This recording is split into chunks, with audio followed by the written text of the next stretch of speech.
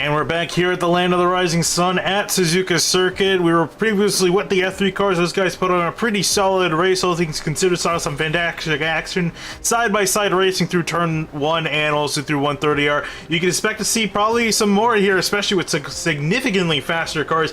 We were just watching these guys here flying around the track as Q1 is already underway, Connor.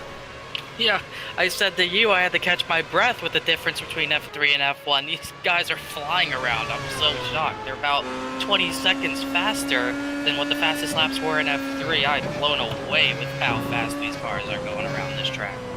Oh yeah, and also having some notable issue here with the ticker. Oh, hang on, give me 1 second. I know what the reason is for that. Give us a break for just a second here.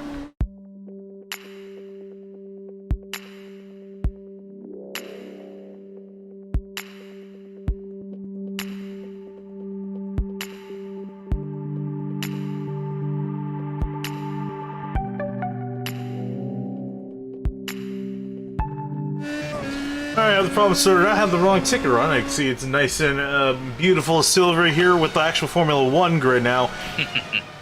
See all the names properly working. That's Danilo Sanfilippo here up in front, currently leading qualifying. He's been a really solid driver. He's yet to score a win.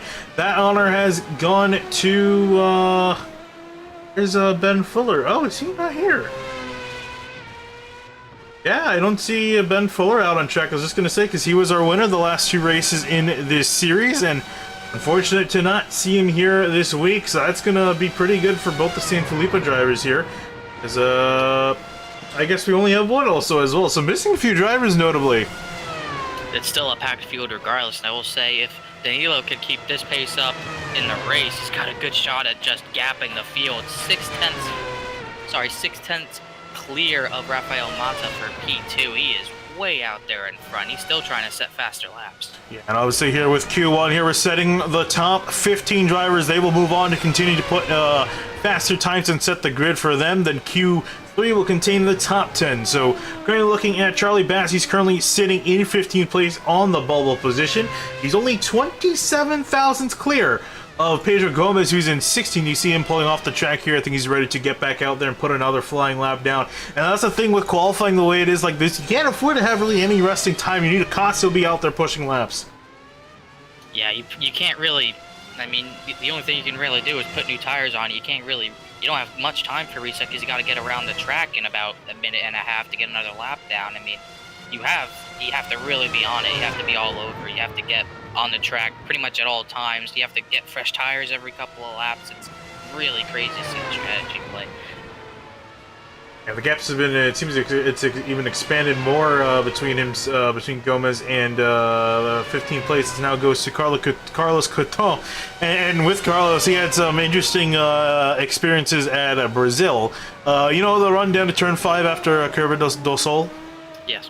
Yeah, so Carlos thought of taking a little bit of a wider line through that corner.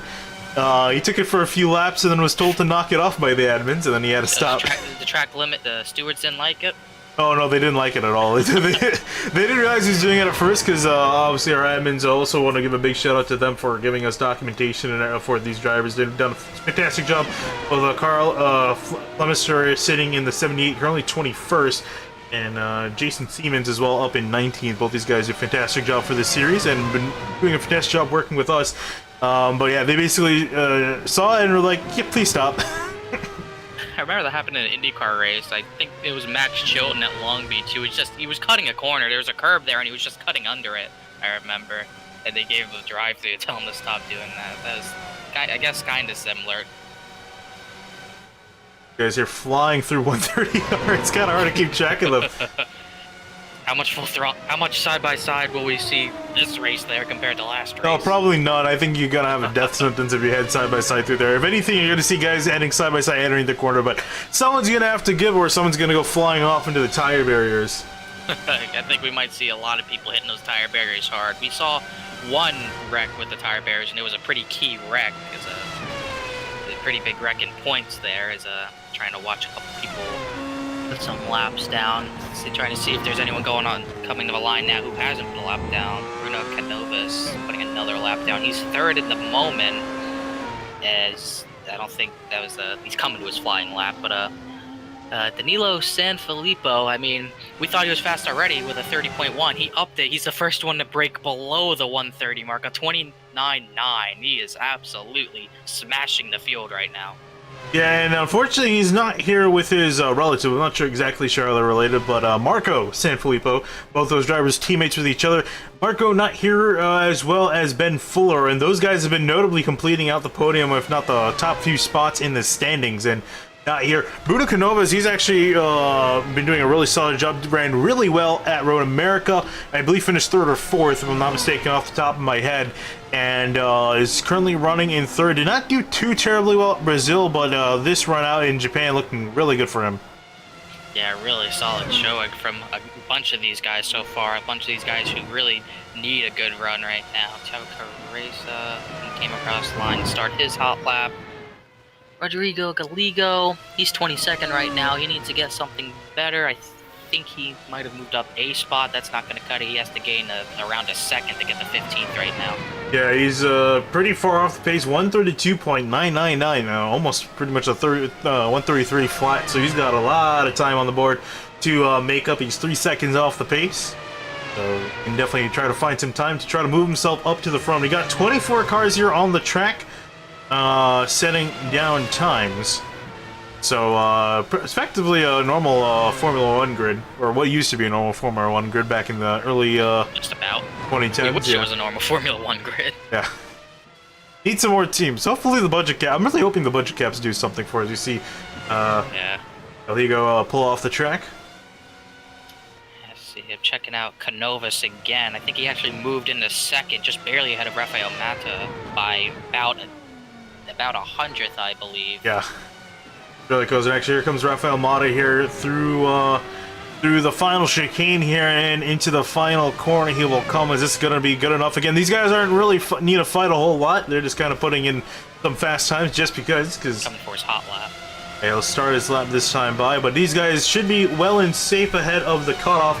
And looking down the order, some of these guys, let's see, looking at Peterson Oliveira in 10th place at the moment. His lap time, he put in a 131.623 as his best time. And looking back at the cutoff spot, 131.936. I'm not sure the 310s. You kind of want to say, yeah, that's probably good enough. But do you think some of the guys in the top 10 should continue to run laps, or do you think they should be good enough to move on? In what part of the running order? In the top 10, top 15. Yeah, you gotta keep running laps. You're never safe, especially the guys who are about like 12th to 15th. You gotta obviously Kato's gotta keep running, but I don't think. I mean, 3/10. You gotta keep laying laps down to get more time up there. You can't. You're never really safe. You never know what someone will pull out of the bag. He's Steven Grabowski here, flying through Spurn Curve. He's going faster than the camera. This camera's moving really fast around this corner, and still these F1 cars going even faster than that. But Grabowski trying to move himself up is just off of the cutoff. He's currently running in 16th, and there's only 10th and a half off of Carlos Coutinho's time in 15th place with just 5 minutes remaining in Q1. See another one. See if this is a hot lap for Siemens. I'm not quite sure. No, he's coming to another hot lap at least. Steven Grabowski, he came across the line. Yep, and that's going to be good enough for P13, as you were saying. So, going to be good for now. At least that moves Carlos Coutinho into the cutoff spot. As a matter of fact, he's now coming through the final chicane. A car going spinning off in front of him. Not true that was, but Carlos Coutinho, he's not going to mind as he comes across the line for him. This is going to count. You never tell if they're coming to a hot lap or finishing it. Yeah, I wish there was a way we can get that data, but I mean, you pretty much have to look at them and know who's on the track, which can get very confusing at times. One day we'll figure it out. There'll be some sort of technology. Ronaldo, Augusto, he came across the line at 131.4, doesn't improve there. Charlie Bass across the line at 31.7. That puts him 13th. I believe he might have. That is his fastest lap, so I think he did move up a couple spots into the top. Indeed, Sanfilippo still putting down laps, trying to go even faster. Another 129 lap, but not fast enough to improve on it. All these guys in a line coming across to start or finish their laps. Yeah, I'm keeping an eye here. Patrick Woodstrup in the 3 car. He's now on the cutoff, looking at a 131.7 as the time to beat for some of the guys in behind. Carlos Catona's got to make up about a tenth and a half to get himself into Q2. Yeah, he's got to be so frustrating as some of the guys down here. You feel like you can go faster, but sometimes you might make just a little bit of a mistake, and that might force you off and not in a good spot. Yeah, we see a lot of that. Just one little mistake kills your run. As we see Jason Siemens finally puts a better lap down, a 1:31.7, just barely puts him in for the time being in 15th. Matt's across the line, starting the lap. Bignardi, 33.4, not improving there. A couple other people coming across the line. Not a lot of people. Rodrigo Gallego, he actually improved to a 31.8, but still not enough to get in. And Carlos Catao still putting down laps, but he's falling down the order still. Yeah, Carlos Catola is going to fall back, as you're saying, to 19th as guys are putting in faster and faster times. How about Patrick Woodstrup? 0.03 of a second. He's behind Jason Siemens off of the bubble. And across the line for him. Is this time going to count? Indeed it did, but it wasn't faster. Meanwhile, I saw Thiago Carreca. He actually moved up to 4th, I believe. He put down a 1:30.9. Jordan Sinabaldi's coming back out. He ran a 31.9, put him 18th, not enough. That will be his final run. We're about a minute and a half to go. If you need another run, you got to go now. Yeah, and again, with qualifying, once you start a lap and checkered flag flies, you can finish it. And as you're saying, you got to leave the pits now to get enough time to start another lap. As qualifying here, getting very close again, 0.03 of a second is all Patrick Woodstrup needs to find. That's going to be really frustrating. Especially, yeah, with that when it comes down to thousandth, you don't know what to do sometimes. It can get really frustrating and put you down. You just got to power through it and try to find that little extra time in that one turn you might have messed up. Jason Siemens across the line improves even more, 31.5. That might do it for him. He's P9 now. Yeah, I was curious. I was just going to say, he was running around the bottom half, almost in 20th place in qualifying. I was going to say that car is definitely top 10 pace, and showed it right there. Sorry, my goodness. I'm in awe about how fast Danilo Sanfilippo is. He put down a 29.5 now, 1.2 seconds clear of Rafael Mata, who put himself back in the second. It's unbelievable how fast he is on hot lapping right now. Yeah, he's, again, without Ben Fuller or his relative Marcus Sanfilippo, he's looking at having a really solid day by himself. Ooh, for Woodstrup, back into the pits. Didn't feel the lap was fast enough, so he's going to be out of Q2 here. Not gonna have enough time to start another lap. Looking at Rodrigo Gallego in the 111 car in 17th at the moment, is trying to find time. He's got only about a tenth to beat. Oh, he backs off, so he's actually, I think, gonna be done as well. Yeah, we're just looking at the line here to see who's gotta make something happen. Kato's in the pits, he's done. Sinabaldi, I think he's on track trying to make something happen. Oh, he's no! He bins it. Ooh, huge crash, and we need a reserve driver now. Yeah, that's unfortunately going to end Sinabaldi's run, as he was trying to push the limit, found the limit, and went flying over it as well. So for Sinabaldi, going to enter the tiebreakers, his run for Q2 time. Flavio Clavati, he's on the track. I don't think, he's not pushing. He's just kind of on a cool-down lap. He's going to be back in 22nd for Clark Flemister, back in 24th. I'm surprised to see him back here. We'll see if this time is good enough to potentially push him up the order. We'll see. No, definitely not. Let's see. We got Grabowski, I think, is on the cut line with a 31.7. Carl Flemister, I think, trying to finish his final lap. It's going to be good enough. No, it didn't even count. Rafael Mata shut down his lap. See who else is coming through the final turns. Andre Eisenlohr, he's 12th, he's safe. Augusto, 7th, obviously safe. I saw Mata cut the chicane, so his lap's done, and I pretty much think that's going to do it. And Grabowski just barely got clear. I mean, in count of that, I just want to see, I'm not sure this is going to work. No, it is not, unfortunately. But for Patrick Woodstrup and Grabowski, the cutoff, Grabowski making it on, Woodstrup not. Woodstrup missed it by 0.43 of a second, and that's, just by turning in just a hair quicker, getting on the gas a little bit earlier, would probably get you that time. That's within such a margin of error for these lap times. It's so close. Unfortunately, not enough here. So that's going to wrap up coverage of Q1. We're going to cut to a quick commercial break. Don't go anywhere as we get ready to start up for Q2.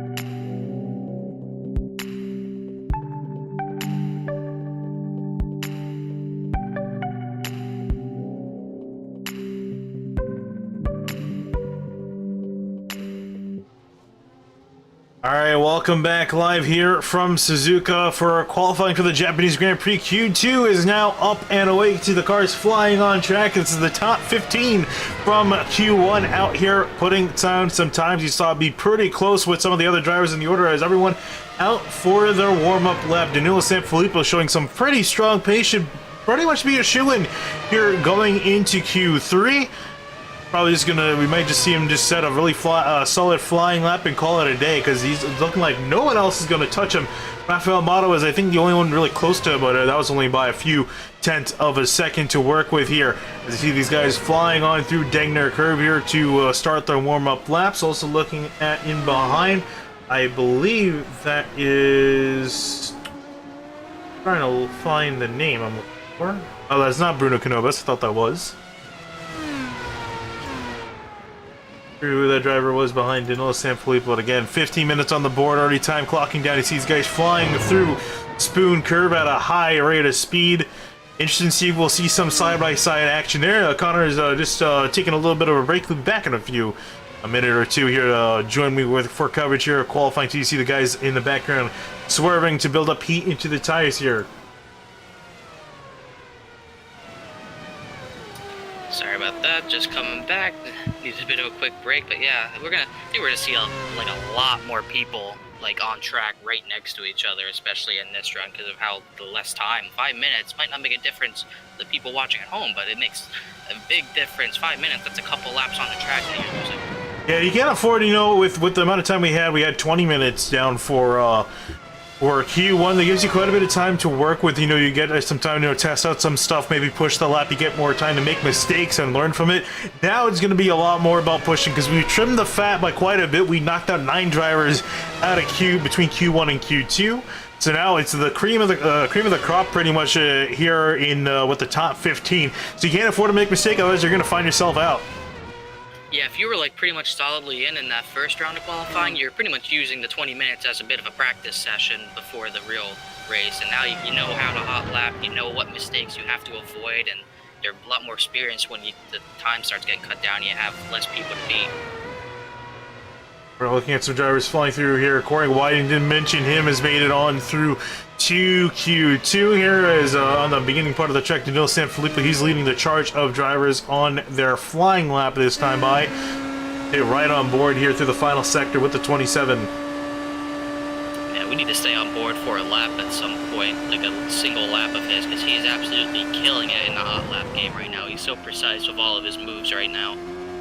Not even hitting the curves too hard there. He's absolutely hitting them perfectly. We'll see how fast this lap is. If it's a hot lap, it might not be, but it is. A 29.8. His first lap below 130.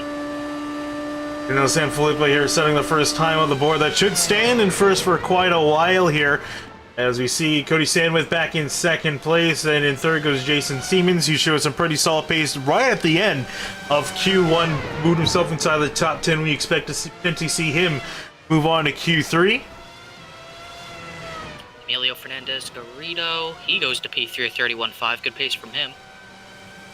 Solid indeed, and right in behind him is another driver, at least starting a lap. Luca Furlek was just came across the line. Another really solid driver, moves up to second place, but 1.1 seconds behind Danilo Sanfilippo. That's an incredible difference in the times. Kind of don't know how to feel. Yeah, you're second, but yeah, the guy leading is just killing you. You kind of don't know how to react sometimes when you see something like that happen. Furlek, a good run for him last week. Finally scored points for himself at Interlagos, looking to gain some more points here at Suzuka Circuit. Let's see, Leandro Bignardi coming around to maybe finish a lap. I believe it should be to finish the lap. 31.7, that'll put him 9th right now, just barely in, not what he wanted. Stephen Grabowski, I believe he was the last one in. He's starting a lap now. Yeah, we were talking, he was on the bubble for quite a while heading into Q2, was able to get through barely. 29.380, I'm in awe of how he's driving right now. And he's looking to definitely be the man to beat. Struggle at Road America, though, to keep the car on the track, so I think if anything, he's going to be racing himself this race, more so than the other drivers on track. And we saw that be pretty big. We saw in the F3 race with Peltomaki, his big off and Degner into the tie barriers. That cost him quite a bit of points and effectively the points lead in that series. That will now go to his teammate. So you can't afford to make a mistake here, especially considering how hard you're pushing these cars. Yeah, it's, if anything, it might be way easier to make a mistake in these cars. With all the downforce, one little mistake, and you're pretty much all flying off into a barrier with nothing to do about it. Obviously, with the higher speeds, you're obviously probably your only option is to go into a barrier. You have to be on your toes at all times around cars by yourself. You cannot afford to make any sort of mistake getting on the curb too high or anything like that. You have to be 100% on your game. Charlie Bass, he's going to come across the line, and he moves himself up into 12th place. Not going to be a gun enough. Looking at the cutoff now set by Leandro Bignardi as he's coming through the final corner now. He's currently in 10th with a 1:31.799. He goes a little bit slower that time through. Not going to improve his time, but he's fine. Jason Siemens, who actually just came across the line, was 12 thousandths behind. Bignardi is not going to put in a lap. He's going to start one now. And actually, let's take this time to ride on board with Siemens. Coming flying up through turn 2 here and now through the S's and Connor. This section of track fairly difficult, especially in an F1 car. Yeah, again, preciseness. Just have to be absolutely perfect in these S's. Only one lane to go through, and you have to hit it absolutely perfectly.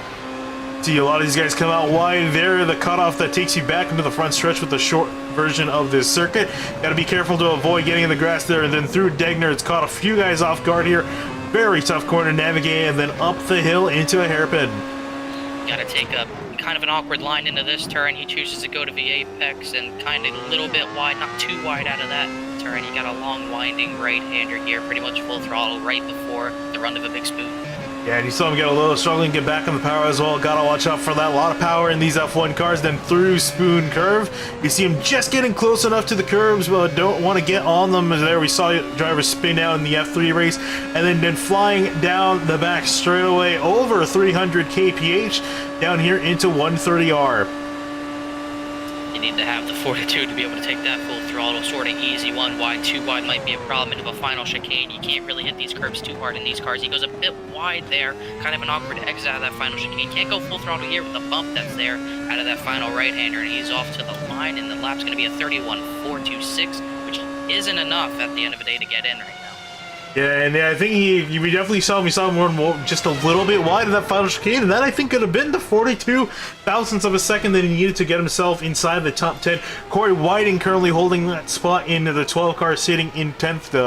Haley potentially has a shot at making his way to Q3, but he can't rest on the laurels. We saw you have to keep pushing, and most of the drivers pretty much in the back half of the top 10, separated by thousandths of a second between them.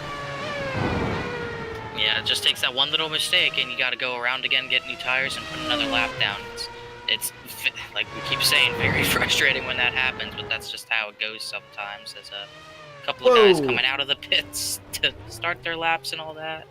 Emilio Fernandez Garrido, excuse me, he's P6 now with a 130.8. He moves up the boards a little bit. Oh, Ronaldo Augusto crashed into the pits. Don't know what that was about.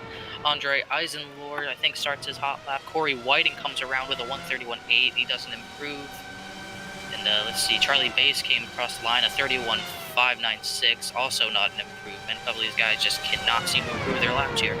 Yeah, we saw Growski there coming out of Spoon. He had a bended coming out of Spoon, so he's going to be back out on the track to put down another flyer. Has yet to put a time down, which isn't quite the end of the world. I mean, 15 is a solid starting spot, but obviously, you know, with the amount of positions you can gain, especially moving yourself inside the top 10, you gotta have to keep pushing. So we'll see if the 44 can get a solid lap time in. Still looking at the bubble here, Corey Whiting, he's heading through the middle part of the track. Jason Siemens in the first sector as well. See some guys close to the line.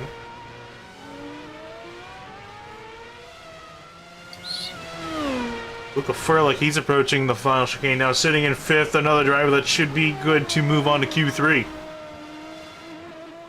Yep, about 5 minutes to go. Trying to improve, maybe get closer to the top 3 to have a better chance at a podium. Right next to the wall to get a bit better grip there. And 3/1000th of a second slower than his fastest lap. Can't make near. Talk about consistency. Hey, that'll get him a good finish if he can keep doing that. Yeah, that's Emilio Greedo, he's coming into the pits. Andre Eisenlord, he's P8 with a 131 flat. Should be safe, but well, not maybe not. He's 4/10 ahead, but P8 still P8. He comes across the line at 1:31.1, not faster. Corey Whiting comes across the line at 1:31.252. I think he improved, but he's still only P10. Charlie Bass across the line, he doesn't improve. Kind of rapid fire these guys crossing the line. Steven Grabowski, I think that is him starting his hot lap now. Yeah, Jason Siemens, he comes flying out of the final corner. This should be a time that will count, or not. Actually, another lap working for Jason Siemens. So now he will finally be on a flyer this time by. Stiverson, Oliveira, and Jason Siemens, and Steven Grabowski, all guys below the cut line right now, I think, starting their hot laps here. You need to start working now. If you can put in a time now, I think you should have more than enough time to complete a lap, then get back out there and set another one if you need to. So it's important to make sure this lap counts, because you got essentially 2 opportunities lining up left.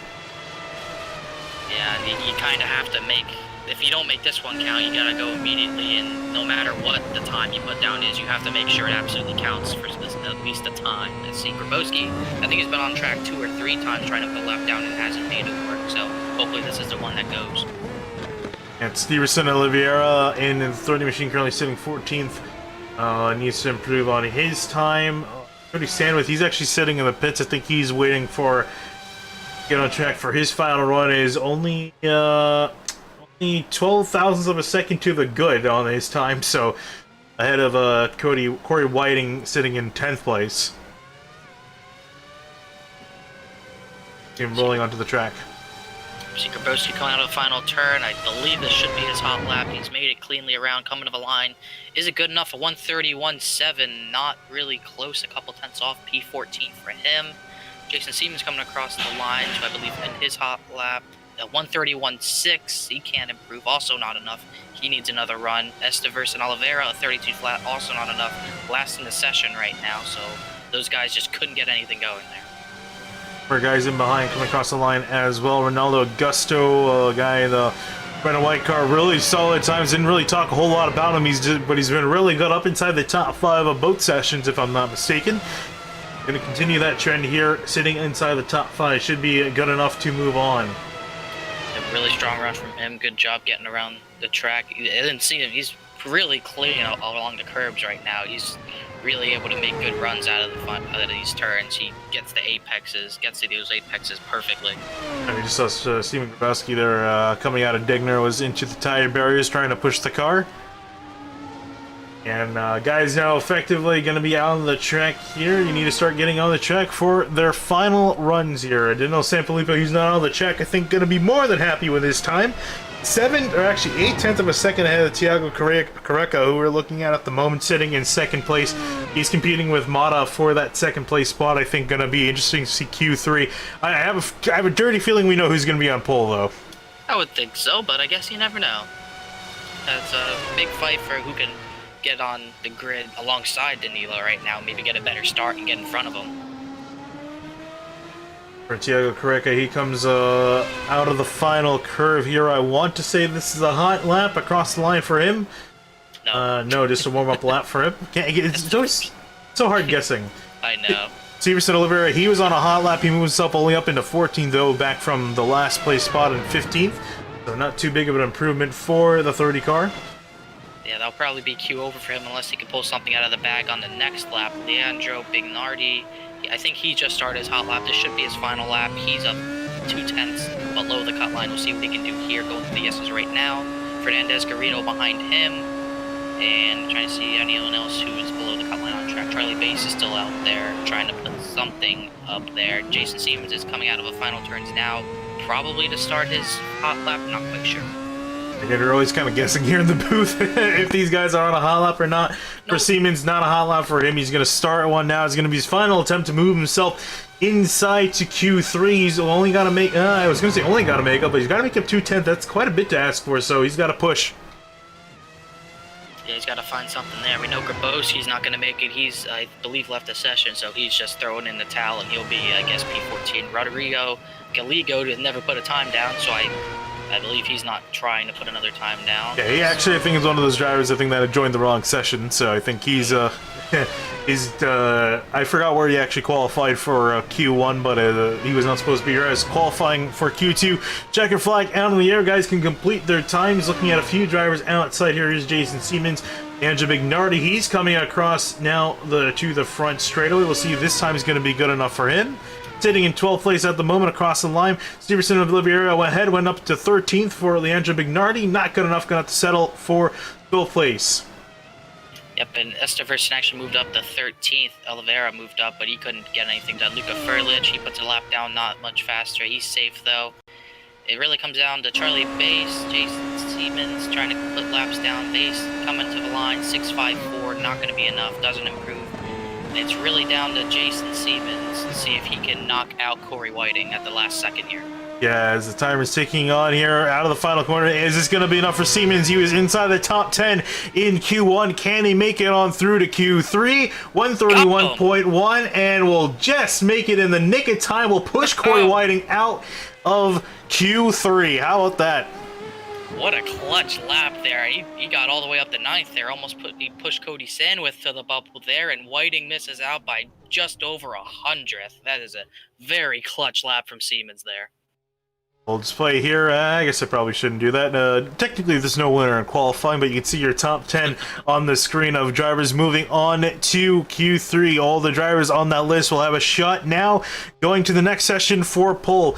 And with that, we're going to cut to a quick break again, just to rest our breath, because I'm sure Q3 is going to be as entertaining as Q1 and Q2 have been. So we'll be right back.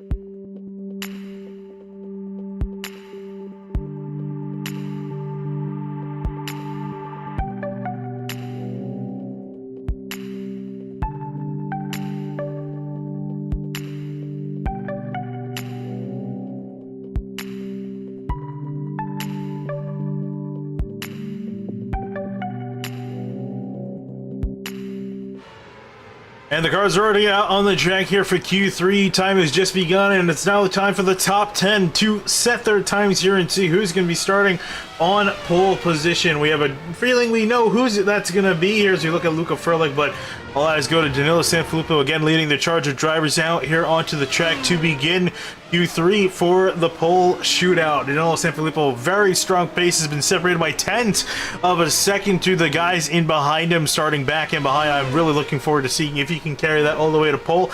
And if he does start on pole, can he complete that for his first win for the season?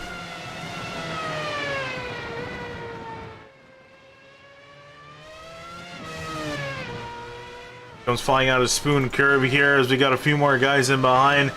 Emilio Garrido in the 11 car. He's working on Luca Furlick right ahead of him. Actually, sorry, that's not Luca Furlick right ahead of him. Trying to get used to these guys by just the color of their cars, but clearly not doing a good job with that. I believe it was Cody Sandwith we were looking at earlier. And across the line for these guys, now going to be starting their hot laps here. Yeah, I saw Jason Siemens. I don't know if he started his hot lap, but he got really loose on one of the S's, so his lap's already shot. And I'm really interested. I'm trying to look at Danilo Sanfilippo's lap right now. I want to see this. Right on board here with the 27 car, and I can imagine we'll see him out here a few more times just to ensure that he'll get that pole spot. But you can see him pushing through the S's here. Look at how precise he's on the wheels. Not very few corrections mid-corner. It's just absolutely smooth as silk right now.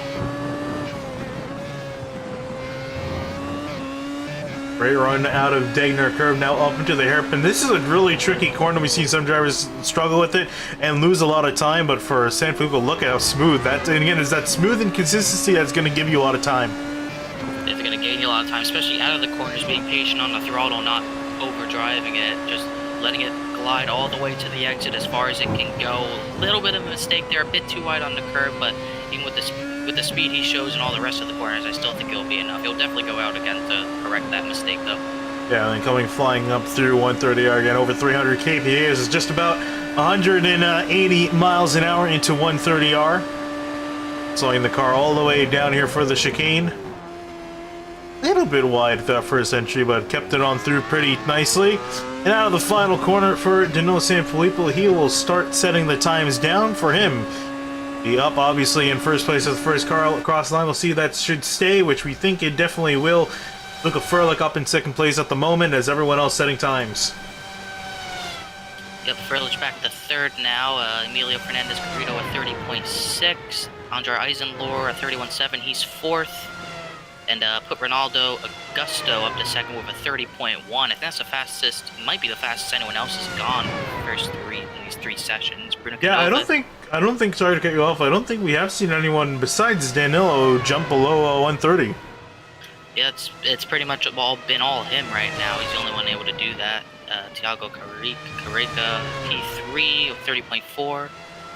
And a couple other guys trying to come across the line in a little bit. I think the next closest car to the line is Siemens now. Siemens, you saw him, he was on a flyer earlier. Is this a flyer for him, or is this I think it should be. Saw him made a mistake earlier. Yeah, it might be. I would think so. Let's see here. Yeah, there seems to be a flying lap here. Yep. Working through the final chicane for Siemens. We saw him just barely scrape on through. A little bit too much power out of the final chicane. We saw him just scrape through into Q3, qualifying in 9th. Expect to see him somewhere around there here as he comes across the line. The lap time not going to count. Oh no, it did count. Up at a 6th. It's alright, bit of a back half of the top 10 as we expected. Sanfilippo improves, but only a little bit. It's a 29.594. Only 6/10 clear, so you know, you never know. Someone might pull something out of a bag, but I doubt it. 31 flat for Eisenlohr. He moves up a couple positions. I think from last to 6th. It might have been his first lap. Ronaldo Augusto, he comes flying across the line in second place. He does not improve, but is really close to his previous time. He's only up by 9 thousandths of a second. And an extra second there too. Oh, sorry, I'm blind. Yeah. I was looking at the last number. I was expecting to see his time in the 130s. But yeah, a little bit slower for him. There's someone close to his time. Rafael Mata couldn't get P2 away from him. It's a 30.2 for Mata's first lap. Now we're just waiting on Cody Sandwith to put down a lap. He's coming out of the pits right now, actually, to do so. Anyways, we'll get a bit of time down. If not, he'll definitely start inside the top 10. And that's the thing, as a driver, is there a bit of comfort knowing that you're going to be starting inside the top 10, or do you think it's going to be even more stressful now that they have a chance of getting at pole? Depends where you are in the top 10. If you're closer to the front, you're a bit at ease, but if you're closer to 10th than you are to first, you're kind of you're pretty much mid-pack in a bit of a hornet's nest for that standing start. You don't really want to be caught up in a lap 1 crash, and being in the mid-pack, it's easy to pretty much have nowhere to go if something happens in front of you or right next to you. It's kind of nerve-wracking, but you just gotta keep those nerves in check. Emilio Garrido in the 5th place position at the moment, just getting past Sandwith here as he's on a flying lap. Sanfilippo's on a lap as well. He's can see if he improves more here as he come across the line. And he's starting his hot lap actually, so he's going to try to improve a little bit more to solidify that pole position that he's obviously deserved. Back out. So there's a Thiago Correca. He comes across the line for him. 29. There we go. First, what we believe is the first other driver to go below a 130 and qualifying besides Danilo Sanfilippo will be Correca, moving himself up into 2nd place. I'm curious to see where is Rafael Mata and Ronaldo Augusto. I think those are the only other 2 drivers that could have a shot at the podium, at least from the looks of qualifying here. All 4 of those drivers really strong. Yeah, I think Thiago, as you said, I think he's the only other driver to get below a 130, so I feel like that should solidify him on the front row of the grid pretty much. A very solid showing there. Good lap to put on in the final round. I'm trying to see a couple of people. Rafael Mata trying to do the same possibly to start his hot lap. He's still sitting in P4. He's got a 30.2 on the board. It's pretty good, but at the end of the day, I think he's been top 3 in all the rounds so far, and now he's got a pretty good lap up there, and he's only in 4th. For which driver? Mata. He's only a 130.2 and he's 4th. I wonder how he feels about that, because that's a pretty good lap, but it's just not as far up as he probably hoped. Yeah, probably not. We'll see if he can continue the pace. Ronaldo Augusto for F1 APS Red, as well as Bruno Canovas. Both of those drivers inside to Q3. Ronaldo currently sitting in 3rd. Bruno Canovas in 6th place. That team as a unit working pretty strong. Looking to make up some solid points, considering that Lithica, which was pretty much run by Ben Fuller throughout the first 2 races, moved himself up put that team up inside the championship lead, and also by himself up in the lead. But F1 APS Red looking to try to topple that here, especially considering Fratelli Capone Corsa, which is both Danilo and Marco Sanfilippo's team, missing 1 driver here with Marco not taking part. Let's see, Cody Sandwith finally completed his first lap, only puts him P8 for now, as I think Emiliano gained, I think he gained about half a second, but I think he only stayed in 5th, so no gain there. 139, Oh, Jason Siemens around in the final chicane. And this man just loves 9th place. I'm pretty sure came across 9th in Q1 and same thing in Q2. Got to stop on the sandbank, so that's pretty much it for him. He can't get around to do another lap. If you're on the track, that's pretty much it. Ronaldo Augusto actually puts down another 129. I believe he improves again, only a little bit. No, that's not Thiago. Thiago had the 29, so another driver in the 29. I thought Thiago had P2 wrapped up, but no, Ronaldo Augusto pulls something out of the bag. Yeah, we'll see Thiago Correca now on the track at the moment, so he's got to settle for 3rd place or worse if Rafael Mata has a chance at getting that position. Mata currently heading into the hairpin as they run, and Ronaldo Augusto approaching Degner curve. And Mata actually spins out of the hairpin. He got the power on too hard there, a bit too hot, so that's his qualifying done, P4 or worse. Look back at Amata, you can see there, that's a tricky corner to get back on the power. You have the back end come on you. Ramada gonna end in the pits, but will sit 4th at the moment. Doesn't look like anyone directly in behind has got a shot of taking the spot. Ronaldo Augusto currently the only real top driver on the track at the moment. Sandwith, Eisenlohr, and Siemens trying to put in a faster time. Eisenlohr does improve. He goes up to P7, so a decent showing for him. Great run for him, and across the line, I think no one. And we look at Ronaldo Augusto sitting in 2nd place. Should be good. No competition in behind. I partly doubt that he has the pace to make up 4/10 on San Filippo, because Filippo has been another word, but here they come. Here comes Augusto across the line. He does improve, not enough though. Now improve down to just 3/10 behind Danilo's time, but we'll have to sit for second place starting spot. And with that, that is going to wrap up Q3 coverage, and our pole sitter for the Japanese Grand Prix is going to be Danilo Sanfilippo. Fantastic time. No one really looking like he could is going to pretty much touch base with him this race so far. Yeah, we saw, I mean, the times, the people, they started putting up times that were close to him. They definitely got closer. We finally saw people, other drivers, get into the 29s, but it still looks like as long as Sanfilippo keeps the car under him, he's really going to be tough to beat. Absolutely. And then looking further on down, Thiago Careca, really solid time for him. Rafael Mata as well, sitting in fourth. Really looking forward to seeing second, third, fourth on the track. All those guys really close together. But with that, we're going to cut to yet another break, but it'll be the final one as we get ready to warm up for the Japanese Grand Prix coming up shortly.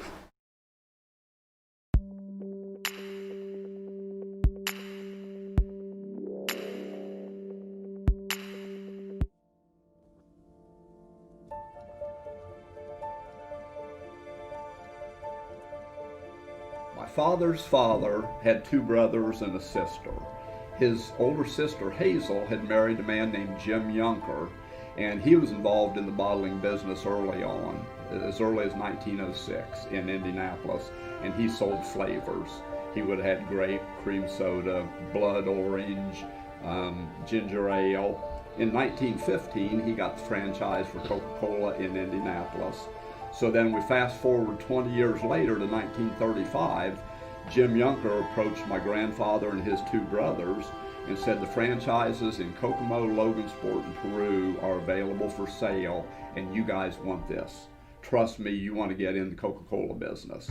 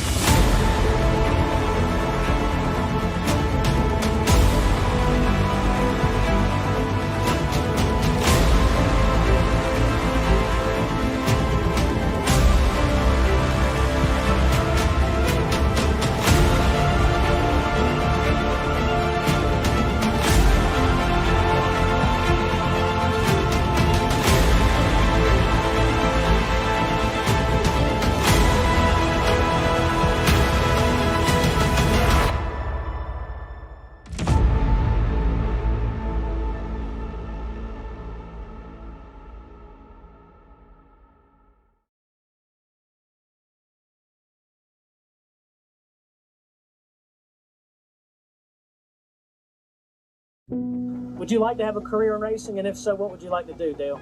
Well, I want to be a race car driver someday. That's, it's all I've ever known, racing.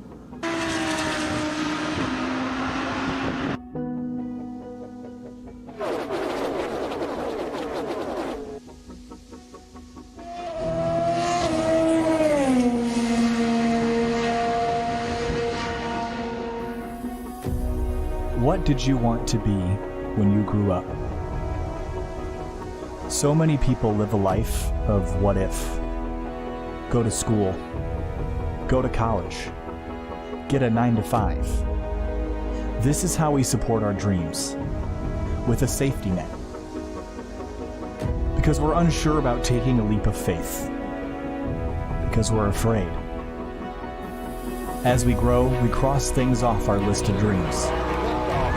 We cut them down, make them realistic. Having control of things is reassuring. But for some, the rush of being out of control is what gives them life. Some say racing cars is reckless. Maybe they're right. Out of bounds isn't just cheating, it's cheating death. Football fields made up in seconds. Decisions made in instants. For the people that climb behind the wheel of these cars, they're not driving it. They become part of it. It's an extension of the body. As a child, I looked up to these people, faces hidden by helmets. The less you saw of the driver, the more believable it became that they were, in fact, just part of the machine.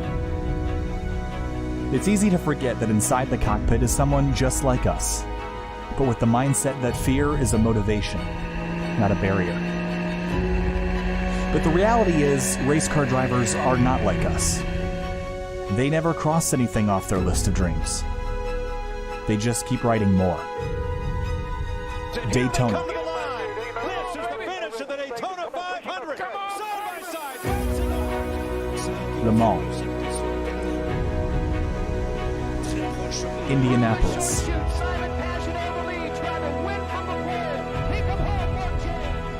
Monaco.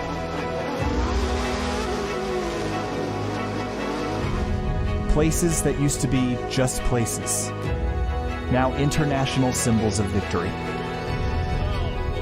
To those that enjoy the spectacle of racing, the 2 feet of concrete and steel cables are a wall between us and them, between sitting in the grandstands and standing in victory lane. These same walls are a stark, immovable reminder that racing drivers put their lives on the line for the sake of the thrill and entertainment.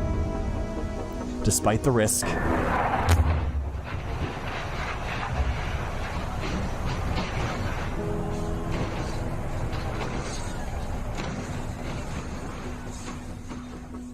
despite the heartbreak, Oh my gosh! despite the cost. There are some on the sidelines who are fascinated by the danger. They are fascinated by speed, fascinated by the undying desire to be just a little bit better. Their dreams, erased by geography, finances, or the lack of a famous last name. There are some who once wished to be a race car driver, but aren't, because they didn't get the chance. And they thought they'd spend the rest of their lives watching their heroes on television, or from the other side of the fence. They thought it was impossible to climb into a race car, so they crossed it off their list. But it's not impossible. There is a ticket to the other side of the fence. For those who want it bad enough, this is your chance.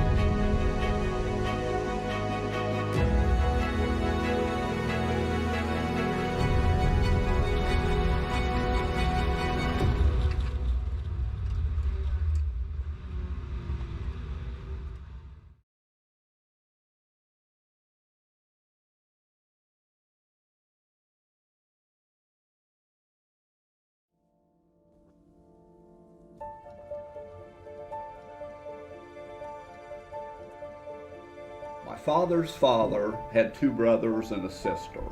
His older sister, Hazel, had married a man named Jim Yunker, and he was involved in the bottling business early on, as early as 1906 in Indianapolis, and he sold flavors. He would have had grape, cream soda, blood orange, ginger ale. In 1915, he got the franchise for Coca-Cola in Indianapolis. So then we fast forward 20 years later to 1935, Jim Yunker approached my grandfather and his two brothers and said the franchises in Kokomo, Logansport, and Peru are available for sale, and you guys want this. Trust me, you want to get in the Coca-Cola business.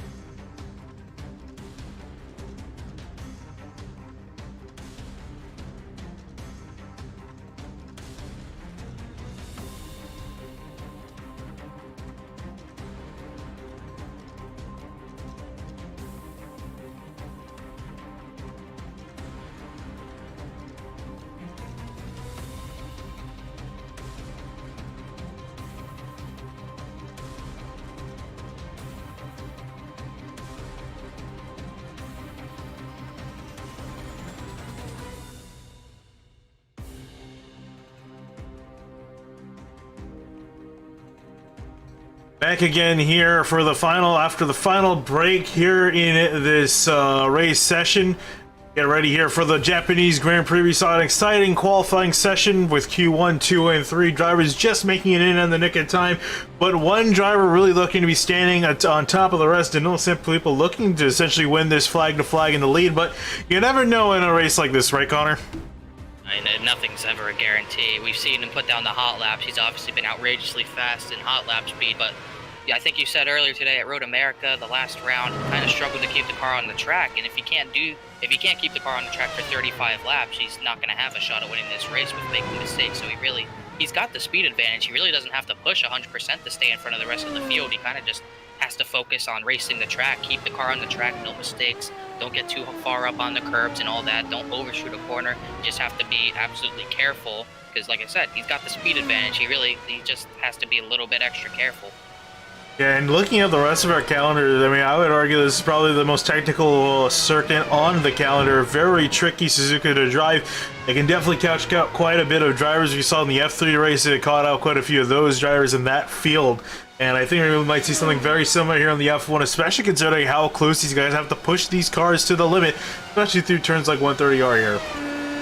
Yeah, 130R. We saw a couple side-by-side battles in F3. Do okay through there with people lifting and all that. You gotta have a lot of, I guess, fortitude in one way or another to, make that work in an F1 car of all the downforce, all the speed you have going through that corner. It's definitely gonna be interesting to see what happens there. We saw in the hairpin, I think the only multi-car incident was in that hairpin. We'll see what happens on the start here, but yeah, there's still a couple other trouble spots that we're gonna have to look at.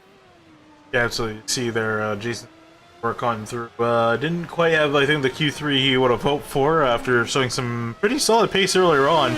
Wasn't able to get that flying lap in good enough. You saw him spin out of the final corner. Was trying to set a fast lap, and unfortunately wasn't meant to be for him. Sorry, this is actually Patrick Woodstrup, his teammate.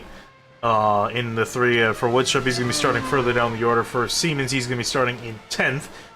Once we get the field lined up and going. There's Jason Siemens now working through Spoon Curve, and for Spoon as well, also a section that caught a few drivers off guard as well.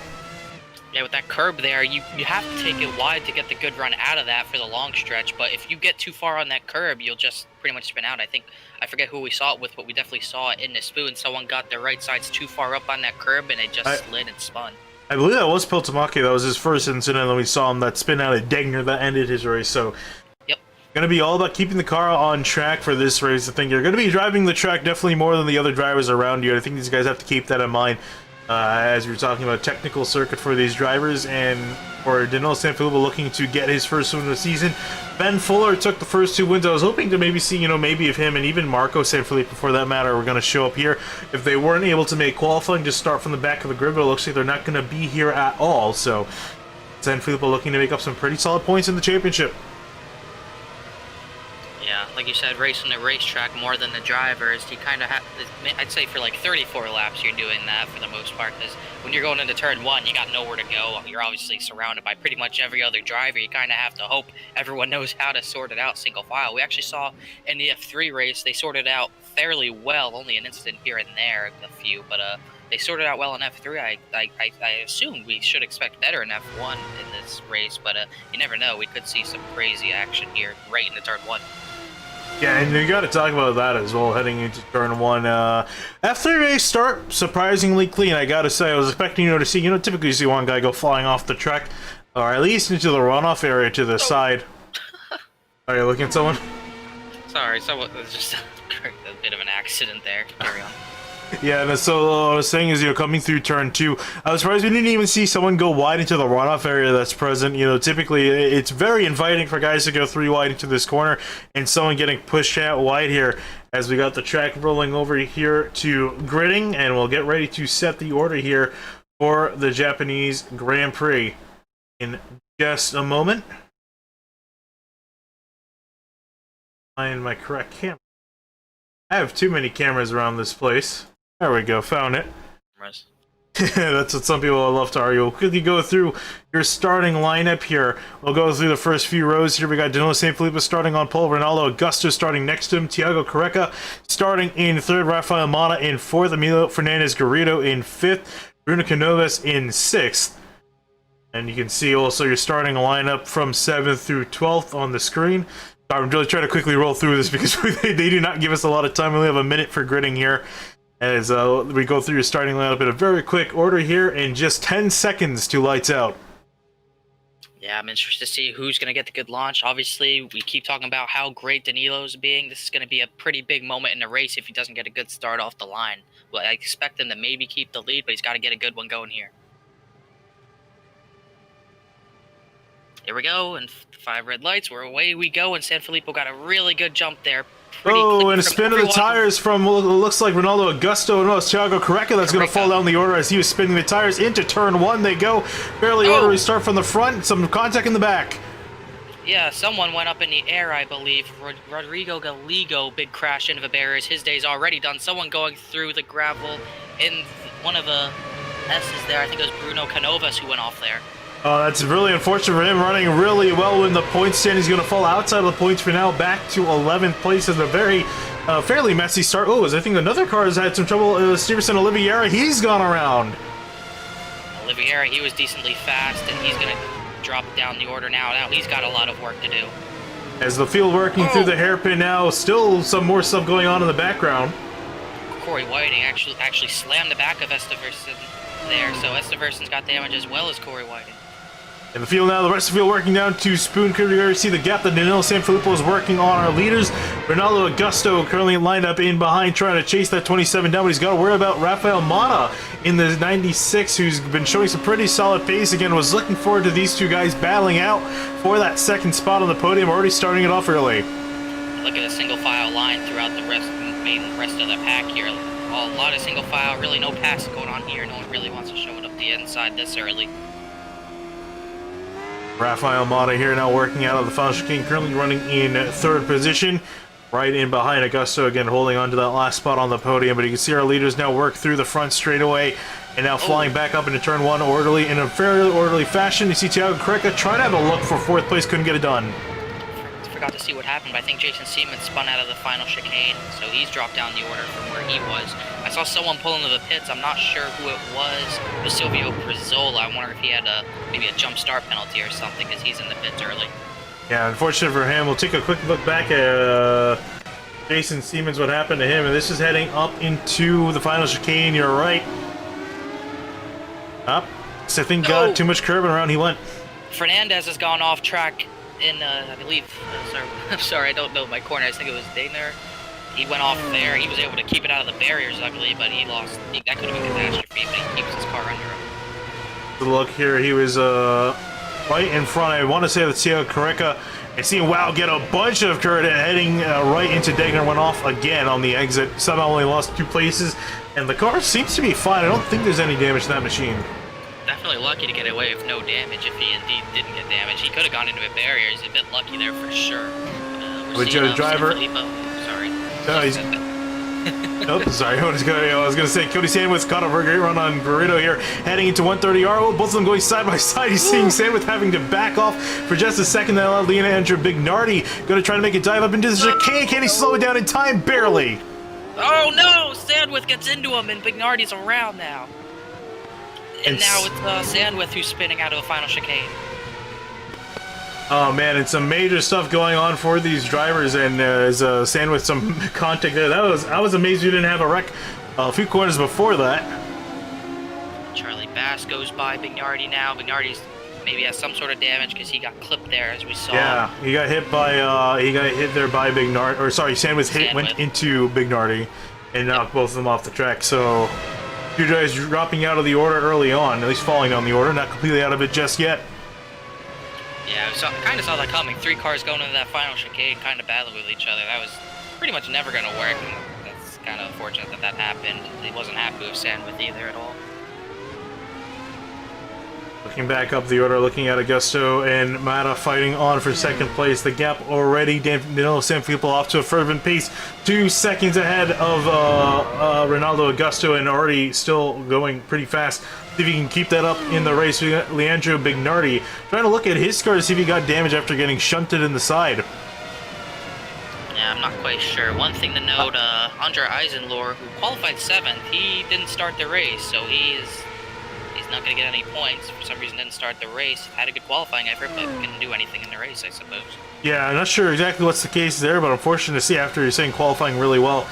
And also Carl Flemister didn't start the race as well after qualifying, so only started with 22 drivers on the grid. I think he was having internet issues or something. He kept lagging out, I believe. Oh, so. yeah, I think that's what it was. I noticed that too. So, fortunately for Carl, gonna have to retire back in 24th. As we see after, I think the start was a bit more crazy than F3 for sure, but it's pretty much spread out throughout the majority of the field so far. Pretty much kind of a bunch of people on their own. Woodstrup is in 10th right now with that final point early on. Jordan Sinabaldi, Cody Sandwith are following him right now. Sandwith recovered after his spin, so he's still got a chance to at least scrape something. Yeah, and Patrick Woodstrup, teammate to Jason Stevens, has notably Thiago Correcta. You can see his name in 4th, left side on the standings. He's dropping down the order constantly because he's just flashing out significantly. I see a slow car up ahead. I think it's Silvio Brizola. He went into the barrier, and I don't believe he has a rear wing, so you gotta be really careful on. You don't really want to throttle up too much. Yeah, he's actually limping the car here. You can try to get a look here. He's sideways. They're almost side by side going by Sandwith and Sinabaldi. That's dangerous. That's never a good sign to see a car having to go right by turning to the left. And Siemens goes wide. I don't know if he was trying to avoid Silvio, but he goes wide. I thought Silvio almost hit Esteverson Oliveira on the way into the spoon. That was close as well. That is dangerous. He's going really slow and kind of hard to go around him. Just trying to lip it home. And Severson Oliveira, yeah, you can see him here trying to make up some spots after his early off. After starting up in 13th, he's moved up into 12th, but further back down. So good recovery for the 30. We'll see if he's so close to getting the points. He's only got to make up a few seconds. He's got a bit of a ways to go, though, so we'll see what happens there. So meanwhile, we said he had to keep it on the track to stay up front. So far, he is doing it, and he's setting up blistering pace while doing so. It's already over 3-second lead back to Rafael Mata. Yeah, and as you saw there for the pass for 12th place as well. But yeah, our leader is talking about them 3 seconds up the road. And again, for Sanfilippo, it's just a matter of not making a mistake. He's got the lead and got the pace to work with here. Yeah, pretty much no mistakes. Especially with a lead like this, he can already pretty much back off a little bit and just keep the car on the track smooth. Yeah, I'm really curious what they're going to do with Thiago Correca, because he's only on for like about 1/10 of a second, and then he flashes out again, so his internet not looking good. He should be seated in 4th place, but I can't even get a camera on him. And we'll see on board here from Luca Furlick if we can get an idea where Thiago is. There he is right up ahead. I think it's stabilized there. It is finally stabilized out for him. Not sure what that was, but he's going to still be in 4th place. Battle for 10th is still pretty strong. Woodstrup still holding off Jordan Sinabaldi for that final point early on, but it doesn't seem like Sinabaldi can really get any sort of run on him down these straights right now, as we see Woodstrup actually trying to break a little bit of a draft now. Yeah, he's got a bit of toe to work with, made up a 10th or so now, heading into 130 yards. Got the front straightaway work, as you saw the understeer from Sinabaldi getting so close to the rear wing of Woodstrup. Yeah, he really couldn't turn it. You saw him have a pretty big lift from... He had to go all the way down to like 180. He was up to almost close to 195 mile per hour mark. It just seems like he's in a bit of a bubble there and he can't get out of it without a mistake. Heading into turn 1 for both these drivers, he's going to have to sit in behind for at least another few corners as they head through the S's. Checking back a little, actually further back, some other battles going on. Cody Sandwith trying to catch up to Stevenson Oliveira, and then Jason Siemens in behind for Jason. For him, what do you do now? I'm curious to see if he's just caught up in his own mistake, or if he's going to try to push here and move himself up. You see him almost wide off the track. I think that's the answer. I think he's definitely pushing. I think that was our answer there. He's probably driving a bit angry. He's got to figure something out here. He's got to kind of cool his head a little bit and make a clean run back up to the front. Trying to check up for P2 of Rafael Mata. Last I checked, Ronaldo Augusto was actually close to him. He's a bit close. Oh yeah, and looking up now for that battle for 10th place as Woodstrup and Sinabaldi side by side here now, heading towards Spoon Curve. Well, who's going to give up? Woodstrup does. Cody Sandwith went off wide, almost went flying off the track, just going to keep it on him behind Oliveira. Now Sinabaldi's up at that final point. Now he's the one trying to break the draft. Woodstrup couldn't keep his car close enough to really have a go into 130R or the final chicane here.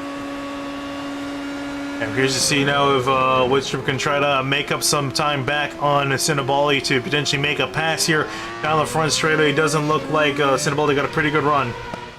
Meanwhile, up for the 7th position, Leonardo Bignardi goes by Charlie Bass. Bass kind of let him by there for whatever reason, but put Bignardi up another position. Bignardi after his shunt to his car. The car actually looking pretty solid. I was checking the side. I think he has a little bit of left front wing damage, but nothing too terrible. Person went wide out of that large, I guess turn 2, the right-hander. These guys are really stacked up, about 10th on back. You can see for Oliveira how far off the throttle he is, trying to, again, avoid the understeer as much as he can, waiting to get back on throttle. You can try to catch back up to Woodstrip, and then you can also see Charlie Bass up ahead. He's also got a chance of falling back into prey to Oliveira. Cody Sandwith came over the radio, I think, complaining to Jason Siemens coming. Oh, and speaking of that, Cody Sandwith actually gone around in the hairpin, so he's got to back it up. Now he's lost all that time in that battle. Now take a look here what happened to Sandwith here. I think saw a little bit of that there, just might have sent it in a bit too far here. Oliveira and Woodstrop side by side for position now, coming onto the back straight. Go back live here. You're saying which battle?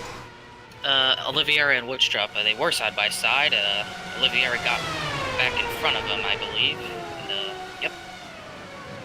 Now they lost quite a bit of time with that exchange. They've lost time to Cinnabali, who's now caught up to Charlie Bass. Bass really off the pace. So I'm not even sure if it's that or if Cinnabali is just going a lot faster. Indeed, he is. Take a look at the lap times here. If I can pull it up. Difference in time is extraordinary. Look, 2 seconds up is Cinnabali on Charlie Bass. Great time. Yeah, really fast time. He's setting a pretty good pace here right now, trying to get through the order here. Just now he's stuck in a little bit of that bubble like we were talking about. Now where does he go from here? Yeah, he's got 2 cars ahead of him. He's got Bass and Bignardi to deal with. But as they head through Dagner or entering towards Dagner, going to be a bit trickier. He's got to potentially run through the hairpin right on board and see if he tries anything. Oh no, he spins sideways and around he goes. Oh, and I think he might have actually missed the barrier here. He's going to rejoin the circuit, stays out of the way of Cody Sandwith there. That could have been race over, but he was able to keep it. I think, if anything, he only tapped the barrier, but either way, he's lost all that time. Now this is Cinnabali here coming into Dagner curve. Got a little bit too hard on the gas, didn't catch curve, but did a great job barely keeping the car off the barrier. Yeah, he saves the race there. He still has a chance at points. Jason Siemens actually went wide in the spoon there. He's actually going to go into the grass a little bit. He keeps it straight, though. But yeah, he's still got a chance to get points. He's extremely lucky to correct that back to the left and avoid a huge shunt. Another battle brewing up ahead is a battle for 5th place. Bruno Canovas trying to work on Emilio Garrido, and Bruno Canovas started up in 6th. Running in 6th has been a pretty solid day for Canovas, trying to move himself further up. One person I don't feel like we really talked about a lot is Luca Furlick. He was up there in qualifying. He was setting good times, but I don't feel like we're really giving him a lot of attention. He's solidly in the 4th position right now on his own. Yeah, absolutely. Teammates with Cody Sandwith, running really solidly. It's just shy of the podium if he can make up another four some odd seconds to Ronaldo Augusto, currently holding on to that final step of the podium, and Augusto himself trying to run down Rafael Mata just a second and a half up the road. Yeah, he was closer to him earlier in the run, but it seems like Mata's just kind of driving away from him in the later parts of the run here. So we see a couple other battles brewing. Battle for 5th still brewing. Canovas wants it, but it just can't really get close here. We'll see what kind of run he gets down the straight. Yeah, he's been building up quite a bit of time here as they make time through Spoon. He was closing in quite a bit to Garrido, a few tenths a lap here, and he's got a great run out of Spoon down the straightaway. I don't think it'll be enough to get to him, but maybe in turn 1 we'll see what happens once he gets to run down the front stretch here, as Fernandez is able to keep it straight there. I don't think he lifted once, as Canovas kind of had to breathe it there. Really good chicane from Canovas, but I still don't think he's close enough to do anything there. And you can see these guys also catching up to Luca Furlick up in 4th place just ahead, so this could potentially be a 3-way battle for 4th here if both drivers keep on pushing. Canovas right in behind Brito, and the big thing too we talk about, when you try to catch up to the guy ahead of you, it's going to hurt you down through the S's. Yeah, absolutely, it really kills your S's. You have nowhere to go. There's a wreck. Pedro Gomez lap car kind of spun in the S's there, but yeah, it's really difficult to get through the S's right behind each other. Obviously, side by side is an option. You have no choice but to follow the person in front of you, and you have to plan on it before when you're behind someone going into the S's. You have to be like, okay, I have to lift a bit earlier here and a bit earlier there, and you got to pretty much change up your whole driving style just because there's that one car right in front of you. These guys come out of Degner curve now, approaching the hairpin, still very close together. Also another battle brewing between Patrick Woodstrup and Cody Sandwith, and Cody Sandwith has also got his teammate, or sorry, not Cody Sandwith's teammate, his teammate Patrick Woodstrup, who's just up ahead. You can see the white car. Curious how much Woodstrup is going to cooperate with Jason. If I was Woodstrup, I would probably let Siemens on by, because clearly Siemens has got the pace as Sandwith goes flying off the track into the hairpin. Siemens almost followed him off. Yeah, he's put himself out of points. I think it's another mistake by him. These guys just keep making mistakes back here for this final couple of points positions. He's got a lot of time to make up now. He's back into the clutches of Jordan Sinabaldi.